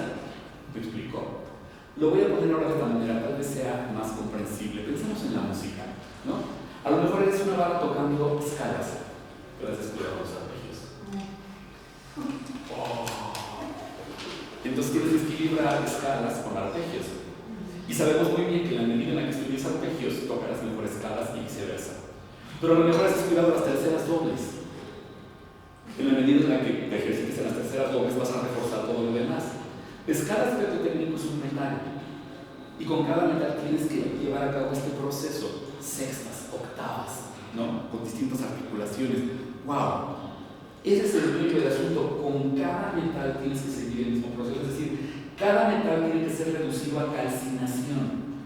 ¿Qué significa calcinación? Hemos dicho reducir a una cal, a un polvo, ¿no? Que ahora, al que se le pueda dar forma. Ok, me voy a adelantar algo y con eso vamos a terminar la clase de hoy, pero para que se vayan reflexionando, ¿no? Imagínense que de pronto descubren, gracias a lo que hemos visto, que tienen forma de una vasija específica. Y dicen, ¿cuál es la vasija? Es la forma errónea de la vasija. ¿Qué te pide la alquimia? Rompe la vasija. Rompe la vasija y entonces muélela y vuelve a reducirla a polvo. ¿Me explico? Redúcela de nuevo a arcilla. ¿Qué tienes que hacer ahora con esa arcilla? No. Con agua, volver a darle forma. ¿No? El ejemplo quedaría completo con esto. El ejemplo quedaría muy completo con esto. Imagínense que son una vasija y en esa vasija contienen agua. Es decir, ustedes le han dado forma a esa agua. ¿Qué es esa agua? El mundo. ¿No? ¿Qué es esa agua? Su alma. Uno le ha dado forma al alma a través de la vasija. ¿Qué necesitas hacer primero, de acuerdo a un alquimista? Calentar la vasija para evaporar el agua. Y entonces el agua asciende de nuevo al plano espiritual. ¿Ves? Sí, la tienes que hacer ascender. ¿Para qué? Para que te quedes solo con la forma. ¿Qué haces con la forma equivocada? Entonces la rompes y la mueles. Ya que la has molido y se ha convertido otra vez en materia maleable, cuando menos trabajable, haces que el agua de nuevo descienda, ¿me explico? En forma de lluvia. Esa agua hace que esa arcilla se convierta en un lodo maleable. Y es entonces que le das forma ahora a la vasija de acuerdo a lo que ya sabes que necesitas, ¿no? Ya sabemos que esa vasija entonces la sometes al proceso de que se seque con el viento, la metes a cocción del fuego. ¿Para qué? Para que entonces ahora sí la vasija reciba al espíritu trascendente. ¿De quién estamos hablando? Lo estábamos viendo en las pláticas sobre la Virgen María, de la Virgen María. La Virgen María es la vasija por excelencia, ¿no? La Virgen María es el individuo que se pone en condiciones adecuadas para recibir a ese espíritu, ¿no? Trascendente. ¿Sí me explico? Pero ¿qué implica esto? Que hay tantas vasijas como metales. Y ojo, hablamos de 7 metales, pero cada metal tiene sus ramificaciones. Por eso es tan difícil el trabajo alquímico, ¿ves? Porque dices, híjole, entonces primero tengo que llevar a la conciencia en qué cosas estoy jodido. Sí, ¿no? Primero, en qué cosas estoy mal a través de un proceso de reflexión, de autoobservación. Y ya que detectaste eso, ahora comenzar mental tras mental a trabajar y a trabajar. Y eso implica una constancia y una conciencia diaria. Por eso decíamos que Jacobo Greenberg decía, el primer paso es el de la conciencia. El primer paso es dar un paso atrás acerca de las cosas que haces para ver cómo las haces, para tomar conciencia de cómo las haces. Y después de eso, encontrar las formas de... Es un poco igual que la música, ¿me explico? O sea, ¿qué haces si no te salen ciertos pasajes? Algo estoy haciendo mal a nivel de mecánico, ¿no? O sea, así dices, llevo años trabajando de esta manera. Perdón, es como los cantantes. El ejemplo más trágico es el de los cantantes. Digo, hay ejemplos trágicos, pero el cantante que de pronto descubre que su técnica está mal. Tiene una voz maravillosa, pero su técnica está mal, está a punto de recibirse. Y no solamente eso, sino que le dicen, y conozco casos, sabes que tú no eres soprano, eres mezzo. Eso es serio, ¿eh? Claro, ella tuvo la culpa porque quería ser soprano a huevo. ¿Por qué? Porque los grandes papeles son para la soprano y era por huevo. Y le dicen, pues que no, tú estás queriendo ser pez, tú estás queriendo ser águila y te tocó ser pez. Pero se te olvida que nada es una forma de volar, ¿no? Entonces tiene que modificar su técnica, cambiar su repertorio, reformatearse, y para eso hay que tener muchas pelotas. ¿No? Como decíamos la clase pasada, no somos lo que creemos que somos. Cosa tan terrible, ¿verdad? Bueno, no quiero marcar la Navidad, ¿no? Pero con base ya en esto, las 4 clases que nos quedan van a ser brutales. ¿Vamos? Y si es necesario, y ya de manera gratuita tenemos una o las que sean necesarias para que esto quede bien. Sí. Los drinkies, me explico unas tachas. En fin, bueno, pues no me queda más que desearles que realmente tengan una experiencia espiritual trascendente en esta época. Si es que se van a acordar de por qué es esta época, ¿me explico? Si van a estar sacándose la bolita de público, no digo nada, en alguna playa, cadenas blancas, no, aún ahí acuérdense de estas cosas, ¿de acuerdo? Bueno, gracias, nos vemos entonces regresando, ¿vale? Ok. Ya, ok.